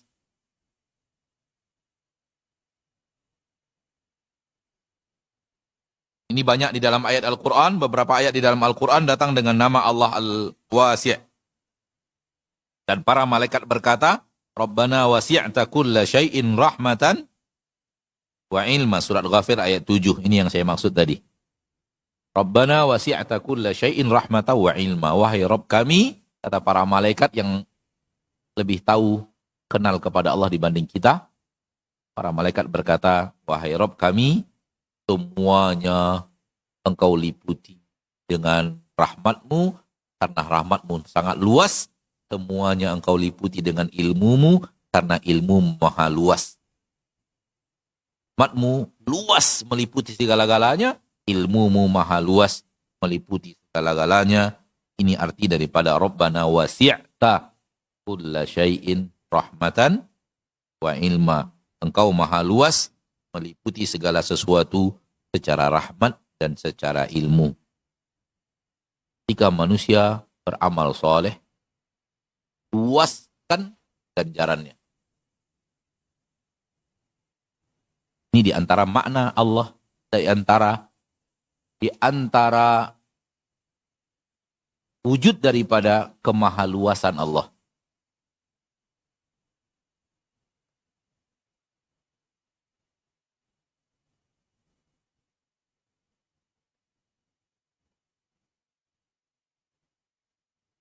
Luas ampunannya. Dalam surat Az-Zumar ayat 53, "Qul ya ibadiyalladzina asrafu ala anfusihim la taqnatu min rahmatillah innallaha yaghfiru dzunuba jami'an." Punya Allah tabaraka wa taala mengampunkan dosa semuanya. Luas ampunannya. Sebanyak apapun dosamu, walaupun dosamu mencapai puncak-puncak langit, saking banyaknya numpuk sampai tingginya mencapai puncak langit, Allah maha luas ampunannya. Jangan takut, jangan khawatir. Lagi mau bertaubat, kembali kepada Allah, kembali kepada agamanya, Allah tabaraka wa ta'ala pasti akan meliputi semua itu dengan ampunannya yang maha luas. Dan di antara makna luas, di antara luasnya nama Allah tabaraka wa ta'ala, ketika Allah tabaraka wa ta'ala melapangkan kepada manusia syariat. Syariat ini Allah buat lapang untuk manusia. Karena Allah maha melapangkan segala sesuatu. Allah wassa'alin nas, melapangkan untuk manusia agamanya. Sehingga agama ini tidak sempit. Penguasa bisa beragama, rakyat jelata bisa beragama, wanita bisa beragama, laki bisa beragama, yang tua bisa beragama, yang muda bisa beragama, yang tinggal di desa bisa beragama, yang tinggal di gunung bisa beragama, yang tinggal di kota metropolitan bisa beragama, dan agama ini mudah bisa dikerjakan sambil bekerja, tempat kerja bisa dikerjakan di hutan, bisa dikerjakan di lautan, bisa dikerjakan di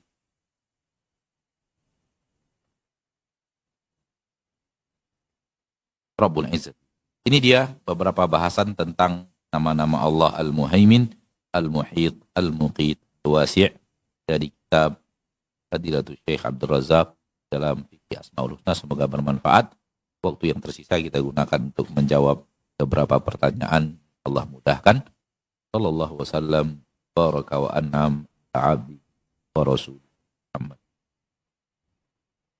Baik, barakallahu fiik. Alhamdulillah, jazakallahu khairan untuk lanjutan materi kita dari Fikih Asmaul Husna, pertemuan yang ke-58. Semoga Allah mudahkan kita bisa dapat manfaat dari ilmu yang sudah disampaikan guru kita tadi, dan yang paling penting adalah kita aplikasikan dalam kehidupan. Baik, beberapa pertanyaan yang sudah masuk di layanan WhatsApp kita, dan untuk antum yang ingin bertanya jemaah silahkan ditulis dan disampaikan ke depan. Kita izin kepada Ustadz, kita bacakan pertanyaan yang pertama di WhatsApp Ustadz. Assalamualaikum warahmatullahi wabarakatuh Ustadz. Assalamualaikum. Ustadz, apakah orang yang menjadi pendakwah tapi tidak sesuai manhaj dan cara dakwahnya seperti yang diajarkan Nabi dan lebih banyak mengemukakan pendapatnya saat berdakwah daripada dalam hadis dan juga Al-Quran serta pendapat ulama yang kibar, apakah orang seperti ini boleh diambil ilmunya dan diikuti Ustadz? Jazakallahu khairan. Dari pertanyaan sudah tergambar jawaban. Dari pertanyaan sudah tergambar apa? Jawaban. Coba dengarkan baik-baik pertanyaannya. Sudah nampak itu. Dari pertanyaan sudah ada jawabannya. Coba dengarkan baik-baik. Kita nggak perlu jawab. Coba deh. Baik. Ustadz, apakah orang yang menjadi pendakwah tapi tidak sesuai manhaj dan cara berdakwahnya seperti yang diajarkan Nabi? Sudah cukup itu sampai di situ. Sudah nampak itu. Jawabannya sudah jelas. Ya kan? Lalu untuk apa nanya lagi? Pendakwah. Tapi pendakwahnya nggak sesuai dengan sunnah Nabi. Kalau di detail lagi setelah itu keluar pendapat dia aja yang keluar, nggak dari Al-Quran, nggak dari hadis, nggak dari pendapat para ulama, nggak dinukil pendapat dia. Menurut saya. Udah jelas jawabannya. Apakah orang seperti ini juga pantas diambil ilmu darinya? Sudah ada jawabannya dalam pertanyaan tersebut. Untuk apa ditanyakan lagi? Kalau Anda yakin dia seperti itu, maka yakinlah untuk tidak menimba ilmu dari dirinya. Carilah orang yang mengajarkan kepada Anda apa isi Al-Quran, apa isi hadis Nabi SAW. Dan kalau tak bertemu dalam Al-Quran dan hadis, mereka mencarinya dari fatwa para ulama. Kenapa fatwa para ulama? Karena para ulama lebih dalam ilmunya dalam Al-Quran dan hadis. Kalau kemudian tak bertemu juga oleh dirinya, maka dia mengatakan begini-begini dan ini pendapat saya, Allahu a'lam. Kalau benar, alhamdulillah, tidak benar, tinggalkan. Beginilah seorang da'i, karena seorang da'i sebenarnya hanyalah ingin menyampaikan kepada hamba-hamba Allah, ingin menyampaikan kepada umat-umat Rasulullah SAW, perkataan Allah dan sabda Rasulullah. Itulah dia da'i. Da'i itu bukan orang ngomong, bukan. Da'i itu orang yang bukan pandai berceramah, bukan. Da'i itu orang yang bukan mahir menguasai audiens, bukan. Da'i itu adalah orang yang ingin mengenalkan kepada hamba-hamba Allah, orang yang ingin mengenalkan kepada umat Rasulullah SAW, perkataan Allah dan sabda Rasulnya. Itulah dia da'i. Kalau tak, cara ngomongnya nggak apa? Nggak apa lagi itu? Apa bahasa kitanya? Ya pokoknya cara menyampaikannya itu ya nggak menarik gitu.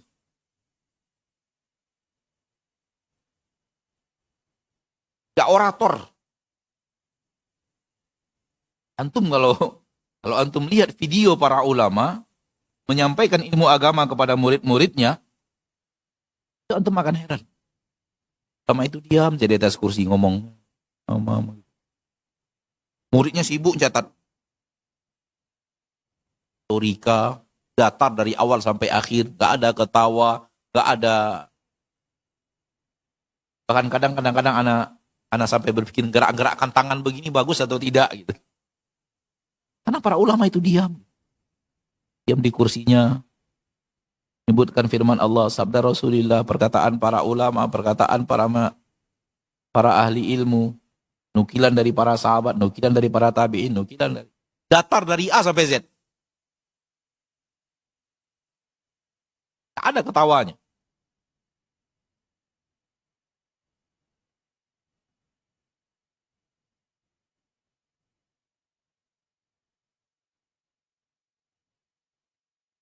Kalau tidak percaya silakan lihat sebagian mereka datang ke Indonesia.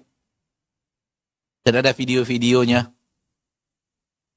Kayaknya ngomong diam saja, ustadznya gerak-gerakkan tangan yang menerjemah. Iya kan? Itu diam saja. Duduk di kursinya begini, ngomong. Tapi disitulah ilmu letaknya.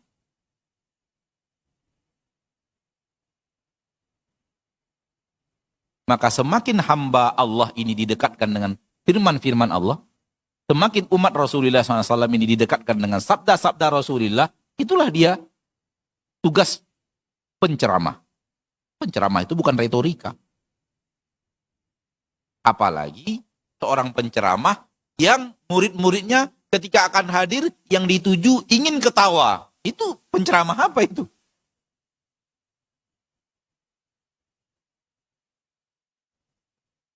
Penceramah atau tukang lawak? Sehingga orang datang itu benar-benar bukan ingin dengarkan ceramah. Ingin apa? Ingin perutnya itu dikocok dengan lelucon.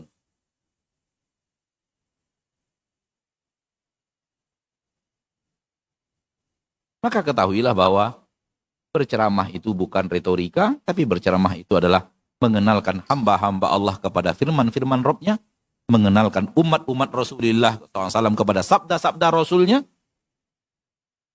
Kalau dia tidak temukan itu dari fatwa para ulama, kalau dia juga belum bertemu, kemudian dia mencoba untuk beristihad, dia sampaikan, lalu dia katakan, Allahu a'lam, semoga ini yang terbaik Anda sampaikan, kalau benar silahkan ambil, kalau salah silahkan buang.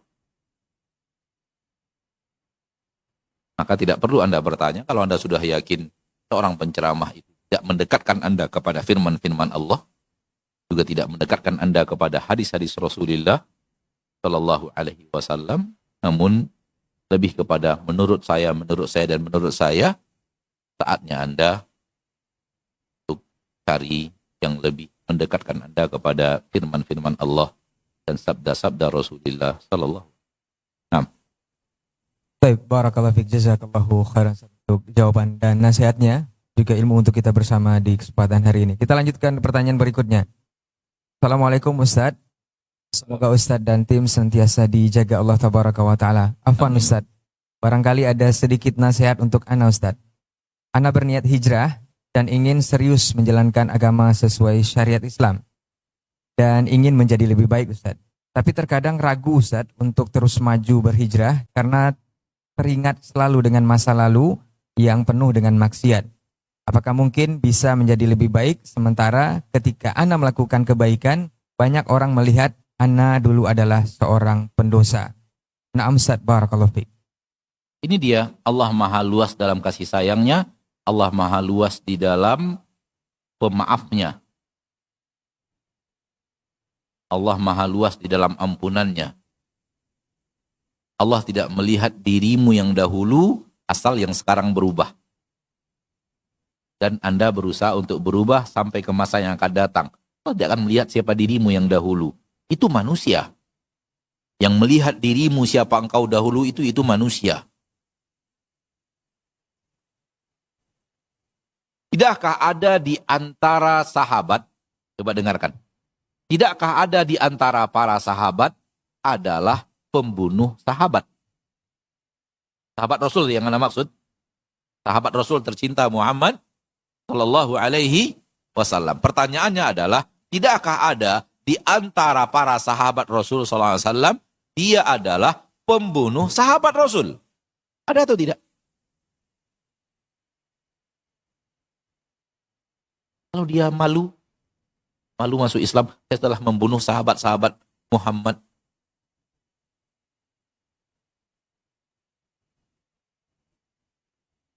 Demikian. Namun ketika dia bersyahadat, semua itu hilang. Semua kesalahan masa lalunya hilang. Hindun yang sudah merobek-robek dada Hamzah, hilang semua itu. Radhiyallahu anhum ajmain. Wahsy yang telah radhiyallahu anhu yang telah menombak Hamzah, hilang semua itu. Dengan keislamannya, dengan taubatnya. Dan salah satu tipu daya iblis adalah cara berpikir yang tadi.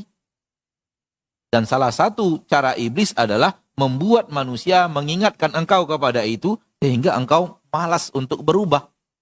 Yang diinginkan iblis adalah bertahan dan jangan hijrah. Maka ketahuilah bahwa Rabbmu tidak pernah melihat siapa engkau di masa lalu dengan syarat kau taubat. Nah, Baik, jazakallahu khairan Ustaz untuk nasihatnya. Mudah-mudahan akhi yang bertanya bisa dikuatkan dengan nasihat ini. Baik, kita lanjut ke pertanyaan berikutnya. Dari Lampung. Assalamualaikum Ustaz.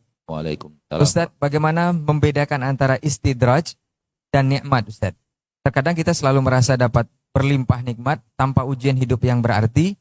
Padahal Allah bilang orang beriman itu harus diuji Ustaz. Nah Ustaz. Istidrat itu bukan untuk diketahui, tapi dikhawatirkan. Istidrat itu bukan untuk diketahui, dia ada. Namun dikhawatirkan. Ustadz, saya sekarang dapat nikmat. Ustadz, tolong lihat nikmat yang Allah berikan kepada saya sekarang ini, rahmatnya atau istidrajnya. Ini pertanyaan untuk mengetahui. Paham yang maksud? Kalau untuk mengetahui, jawaban saya, jawaban Ana nggak tahu. Karena itu rahmatkah, itu istidrajkah dari Allah. Dan Ana tidak bisa, ilmu Ana tidak bisa nembus kepada apa yang sedang terjadi, yang Allah lakukan. Apakah ini bahagian daripada rahmat atas kesolehanmu atau istidraj terhadap dirimu? Maka bukan untuk diketahui ini rahmatnya kah, ini istidraj kah. Kalau untuk mengetahui itu hal yang gaib. Allah memberikannya karena faktor rahmat atau Allah memberikannya karena faktor istidraj. Maka yang dilakukan seorang muslim adalah khawatir, dan khawatir kalau itu adalah istidraj. Sehingga kekhawatirannya membuat dia menjaga amalnya agar tidak lanjut maksiat. Agar bertaubat kalau terjadi maksiat. Takut-takut nikmat yang sekarang adalah istidraj. Takut-takut itu adalah istidraj.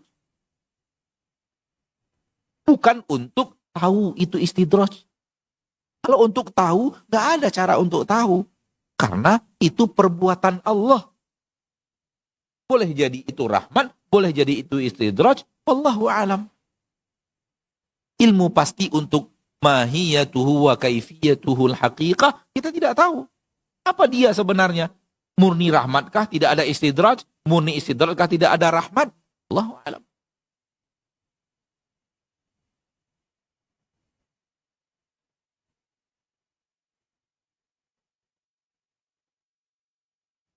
Maka tingkatkan kekhawatiran atas istidraj. Semakin tinggi khawatir kita istidraj, yang lahir adalah semakin kita mengawasi amal kita. Semakin kita memperbaiki niat kita.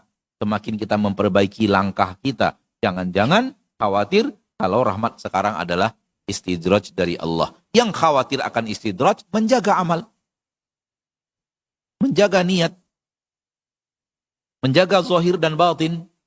Niat di dalam hatinya dia semakin luruskan, amalan perbuatannya semakin dia perbaiki. Supaya tidak istidraj.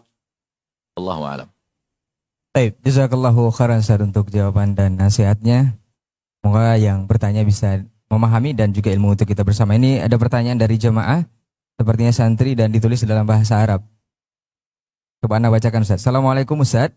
Salam. Alimnal du'a i'azati maradatil qalbi wassalamatil fid dunya wal akhirah.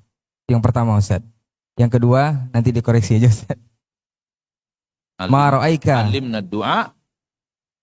alimnal du'a i'azatu. Harus baca.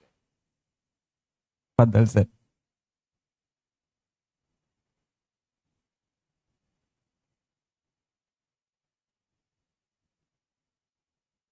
alimna du'a al-isti'adah min maradil qalbi wa salamatin wal akhirah. Ma ra'yuka an qila wa qala anna al-qiyamah takunu qariba. Akhir santri.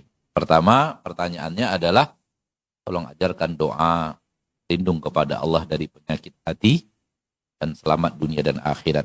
Banyak doa di dalam Al-Qur'anul Karim. Rabbana atina fid dunya hasanah wa fil akhirati hasanah wa qina adzabannar. Doa di dalam hadis Nabi sallallahu alaihi wasallam. Dan Nabi sallallahu alaihi wasallam berdoa kepada Allah agar menjadikan dunia ini adalah sesuatu yang mendekatkan kita kepada ketaatan, dan kematian adalah sesuatu yang menjauhkan kita daripada keburukan. Doa dari Nabi tentang ketetapan hati. Allahumma ya muqallibal qulub tsabbit qalbi ala dinik. Dan doa kepada Allah dari hamazati syayatin, dari godaan-godaan syaitan. Allahumma ati nafsi taqwaha. Doa untuk ketetapan hati. Barakallahu fiik. Dan tentang apa yang desas-desuskan bahwa kiamat sudah dekat. Kiamat sudah dekat itu di dalam Al-Quran. Kiamat sudah dekat itu di dalam Al-Quran. Ada banyak sekali ayat di dalam Al-Quran yang mengatakan qul asa an yakuna qariba. Katakanlah bahwa kiamat itu sudah dekat. Ketika Nabi mengatakan dekat, coba lihat, masih 1400 tahun sekarang ini belum terjadi. Di zaman Nabi sudah turun ayat itu. Innahum yarawnahu ba'ida wa narahu qariba. Mereka mengira melihat kiamat itu masih jauh, sementara kami memandang kiamat itu sudah dekat. Dari zaman Nabi sudah dikatakan kiamat itu sudah dekat. Tapi lihat, ketika Allah menurunkan ayat ini, sudah 1400 tahun lebih sampai sekarang. Belum terjadi. Maka dekat makna syariat tidak sama dengan dekat dalam desas-desus yang dikatakan. Karena dalam desas-desus yang dikatakan, dibuat target dekat menurut pemahaman manusia. Sehingga mereka mengatakan, katakanlah misalnya, Allahu a'lam apa yang dilihat oleh santri ini, namun ada yang mengatakan kiamat sekitar tahun 2046 misalnya. Misalnya begitu. Misalnya. Atau 2055 misalnya. Ketahuilah dahulu kala, desas-desus seperti ini sudah terjadi. Pernah seperti itu juga. Bukankah tahun 2012 dinyatakan orang sebagai hari kiamat? Ini sudah 14 tahun dari 2012. Dulu di tahun 90-an itu kiamat terjadi tahun 2012 kata mereka. Maka yang seperti ini batil kalau dia membuat dekat dalam makna manusiawi. Dekat, kalau 30-40 tahun lagi dunia akan kiamat. Ini makna yang batil. Jadi kalau makna dekat secara umum, ya. Dalam Al-Quran Allah mengatakan kiamat itu sudah dekat. Dekat dalam makna yang diinginkan Allah, bukan dalam makna dekat sehingga kita takahun. Takahun itu apa ya?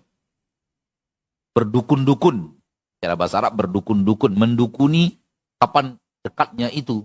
Biarkan, serahkan kepada Allah kapan dekatnya. Kita tidak tahu. Apakah 1000 tahun lagi, 500 tahun lagi, 75 tahun, nggak tahu kita. Allahu a'lam. Tapi sebelum datang tanda-tanda, maka tidak akan terjadi hari kiamat.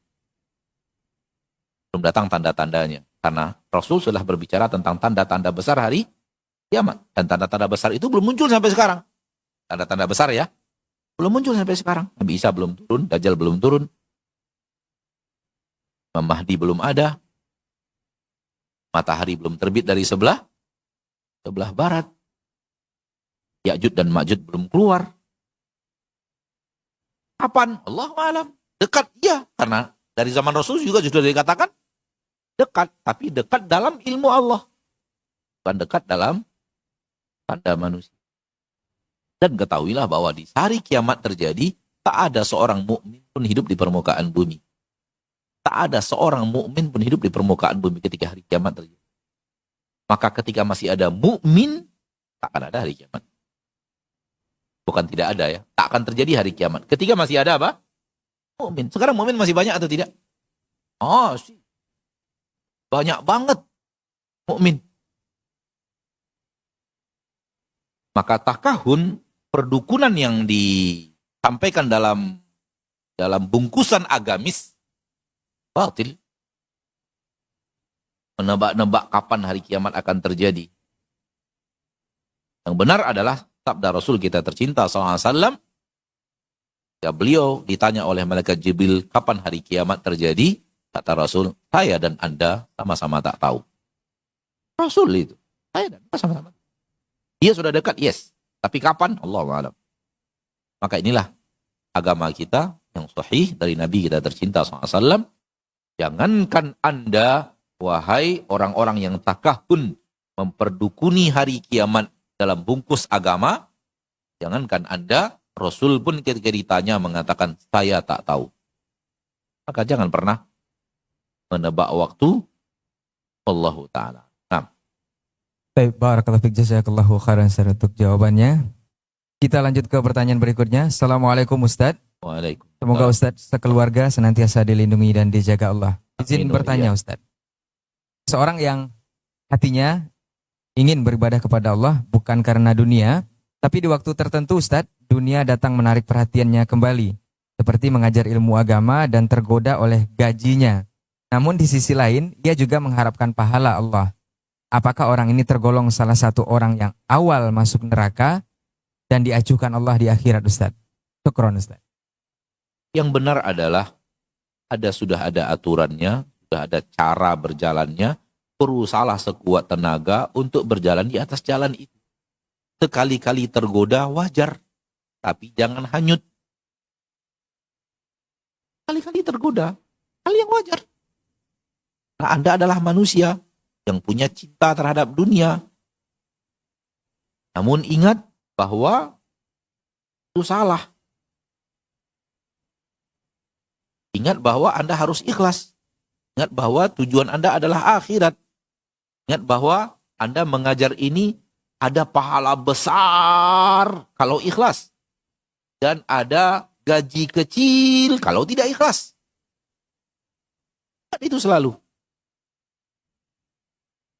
Sekali-kali tergoda oleh gaji, sekali-kali tergoda oleh amplop, sekali-kali ya, bukan terus-terusan.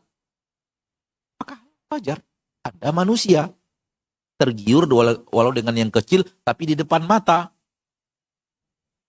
Terhanyutkan oleh sesuatu yang sangat besar di janji-janji Allah, namun tak nyata di depan mata. Kekuatan inilah yang harus Anda hadirkan. Kekuatan iman melihat yang besar, sehingga yang ada di depan mata yang kerdil ini tak lagi menjadi tuan. Wallahu a'lam. Nah. Barakallahu fiik, jazakallahu khairan Ustaz untuk jawabannya. Kita lanjut ke pertanyaan berikutnya. Assalamualaikum Ustaz. Waalaikumsalam. Ustaz mau bertanya, Ustaz bolehkah posting tentang nasihat selalu, sering bahkan, tapi kita tidak melakukannya Ustaz? Syukron Ustaz. Bagus. Bagus. Karena memang dengan ditebarkan nasihat semakin banyak tegak amar ma'ruf dan nahi mungkar. Itu adalah syariat Allah. Kalau kita berasumsi nasihatnya benar, nasihatnya sesuai dengan Al-Quran dan Sunnah, nasihatnya sesuai dengan yang ada dalam agama kita, sesuai dengan syariat yang ada, maka bagus ditebarkan nasihat sebanyak-banyaknya. Walaupun kita belum melakukannya dalam makna belum sesuai betul dengan nasihat itu. Kalau harus tunggu sesuai betul dengan nasihat itu, tak jadi-jadi menebarkan nasihatnya. Karena harus soleh maksimal dulu untuk bisa menjadi orang yang memberikan nasihat. Asal yang haram dari nasihat itu Anda tidak melakukannya. Yang wajib dari nasihat itu Anda melakukannya. Jangan terbalik. yang haram dari nasihat itu Anda melakukannya, yang wajib dari nasihat itu Anda tidak melakukannya, ini tercela. Selagi itu masih Anda jaga, yang haram dari nasihat itu Anda tinggalkan, yang wajib dari nasihat itu Anda melakukannya, sementara yang lain yang sunat-sunat belum, tidak jadi masalah. Sebarkan nasihat sebanyak-banyaknya, boleh jadi ada orang yang terketuk hatinya dengan nasihat itu, sehingga akhirnya bertaubat kepada Allah Tabaraka wa Ta'ala. Semoga Anda dapat pahala. Nah. Baik. Syukran Ustaz untuk jawabannya. Satu pertanyaan terakhir sepertinya Ustaz. Assalamualaikum warahmatullahi wabarakatuh Ustaz. Waalaikumsalam. Ana Rizal di Kalimantan Barat Ustaz. Ustaz mau bertanya, Ana pernah mendengar seseorang, bahkan tetangga Ustaz, mengatakan bahwa telah berkata Rasulullah dalam Al-Quran. Ana ingin memberikan nasihat tapi tidak tahu mesti mulai dari mana Ustaz. Apakah ini dibolehkan Ustaz berkata seperti ini? Syukran Ustaz, jazakallahu khairan. Apa ibu kota Kalimantan Barat?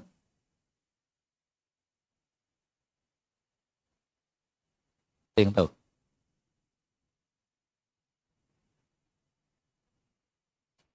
Hah? Pontianak? Yakin? Saya juga ragu. Tapi kayaknya benar.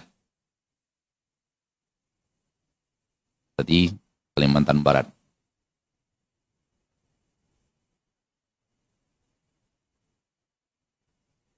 Bertanya, ada orang yang mengatakan Rasul berkata di dalam Quran. Apakah itu serius atau zallah tulisan? Apakah itu serius atau salah ngomong? Allah berkata dalam Al-Quran, tersebut Rasul berkata dalam Al-Quran. Tahu Al-Quran bukan perkataan Rasul.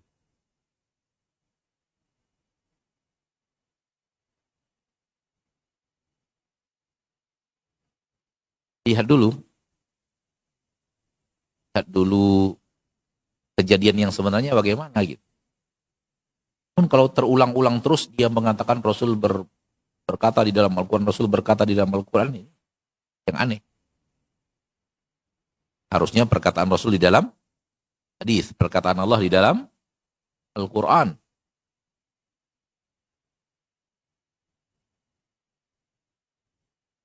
Ada satu hal yang sangat halus, sangat mungkin terjadi sehingga manusia salah ngomong. Rasul di dalam Al-Quran, Rasul berkata. Ada cerita dari Allah, perkataan Rasul kepada Rabb-Nya, kepada Allah Tabaraka wa Ta'ala. Sehingga dia mengatakan, Rasul di dalam Al-Quran, Rasul berkata. Itu ada. Wa qala ar-rasulu, ya Rabbi, inna qaumi ittakhadhu hadzal Qur'ana mahjura. Berkata Rasul, wahai Rabbku, sesungguhnya kaumku telah menjadikan Al-Quran ini sesuatu yang diabaikan, sesuatu yang dihajar, sesuatu yang ditampingkan. Perkataan Rasul kepada Rabb-Nya. Rasul berkata kepada Allah, wahai Rabbku, kaumku telah menjadikan Al-Quran ini sesuatu yang diabaikan. Jadi Rasul berkata di dalam Al-Quran, kalau itu maksudnya jadi benar. Perkataan Rasul yang Allah nukilkan di dalam Al-Quran. Maka kita tidak tahu ini yang ditanyakan saudara kita ini konsepnya konsep yang mana ini. Karena kita tidak tahu hakikat kejadian yang sedang ia tanyakan kepada kita. Tapi kalau seandainya berulang-ulang orang itu mengatakan Rasul berkata di dalam Al-Quran, Rasul berkata di dalam Al-Quran, sudah berulang-ulang dia katakan itu, sudah cukup untuk kita ketahui orang ini sangat tidak berilmu. Bagaimana mungkin perkataan Rasul? Lalu dia katakan Al-Quran. Rasul berkata di dalam Al-Quran. Rasul berkata di dalam Al-Quran. Suatu hari, Ana memberikan kajian. Kemudian, dalam kajian itu ada pertanyaan. Pertanyaannya adalah, suatu hari ada ceramah. Lalu kemudian, waktu azan sudah masuk, namun ceramah dilanjutkan sehingga sholat berjamaahnya diundur pasca ceramah selesai. Apakah ini boleh atau tidak, Ustaz?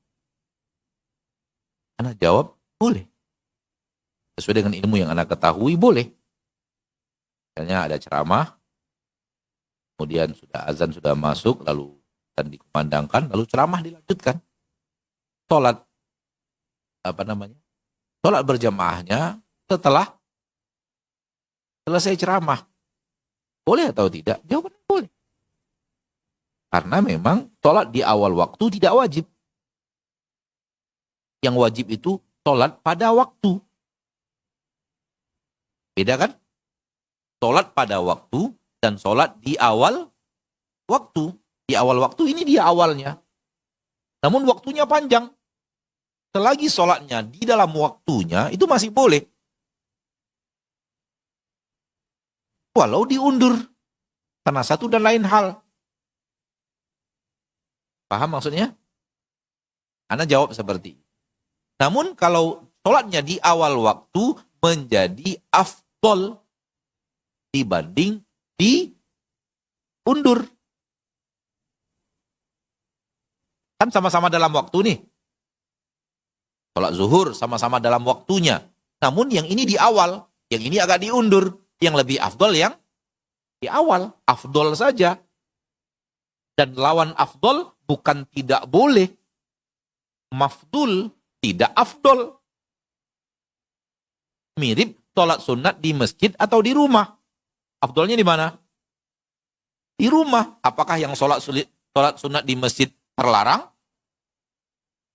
Bagus.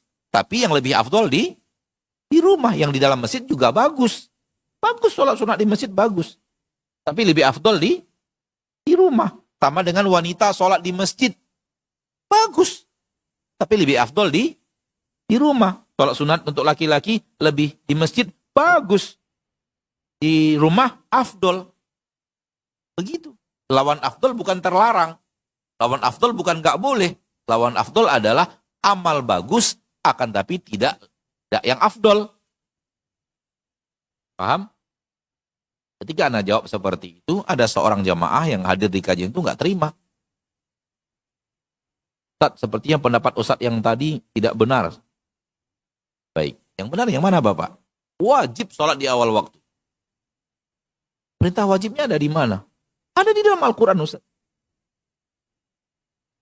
Rasul mewajibkannya di dalam Al-Quran.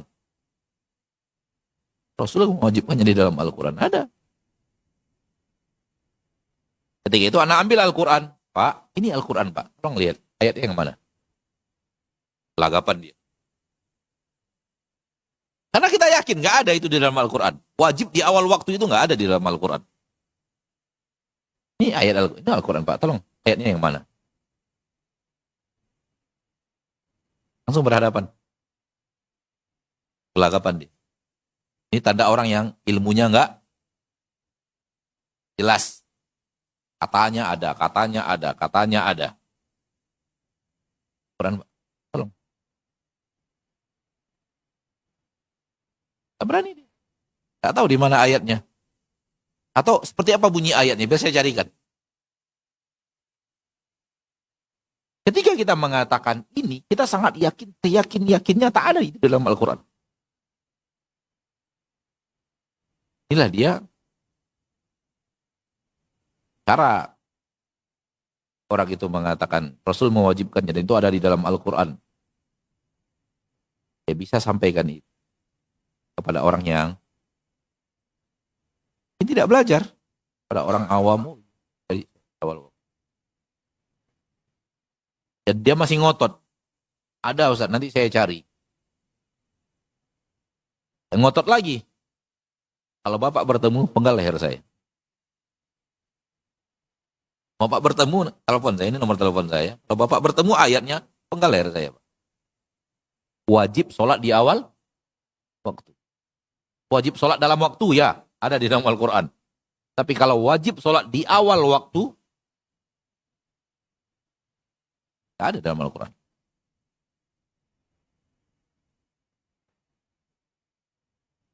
Jadi kadang-kadang manusia asal ngomong. Maka saudara kita tadi yang bertanya, kita nggak tahu orang yang dia tanya yang tak berilmu atau salah ngomong atau ada sesuatu mungkin bahasan yang tadi Ana katakan, perkataan Rasul di dalam Al-Quran, perkataan Nabi Musa di dalam Al-Quran, bahkan perkataan syaitan dalam Al-Quran ada. Allah menukilkan perkataan syaitan di dalam Al-Quran. Betul atau tidak? Wa qala syaitanu, berkata syaitan, lamma qudiyal amru, innallaha wa'adakum wa'adal haqqi wa wa'adu. Perkataan Nabi Isa di dalam Al-Quran ada. Perkataan Nabi Musa di dalam Al-Quran ada. Perkataan Fir'aun pun ada di dalam Al-Quran. Namun Allah yang mengatakannya, Allah nukilkan ini perkataan Fir'aun. Ini perkataan Haman.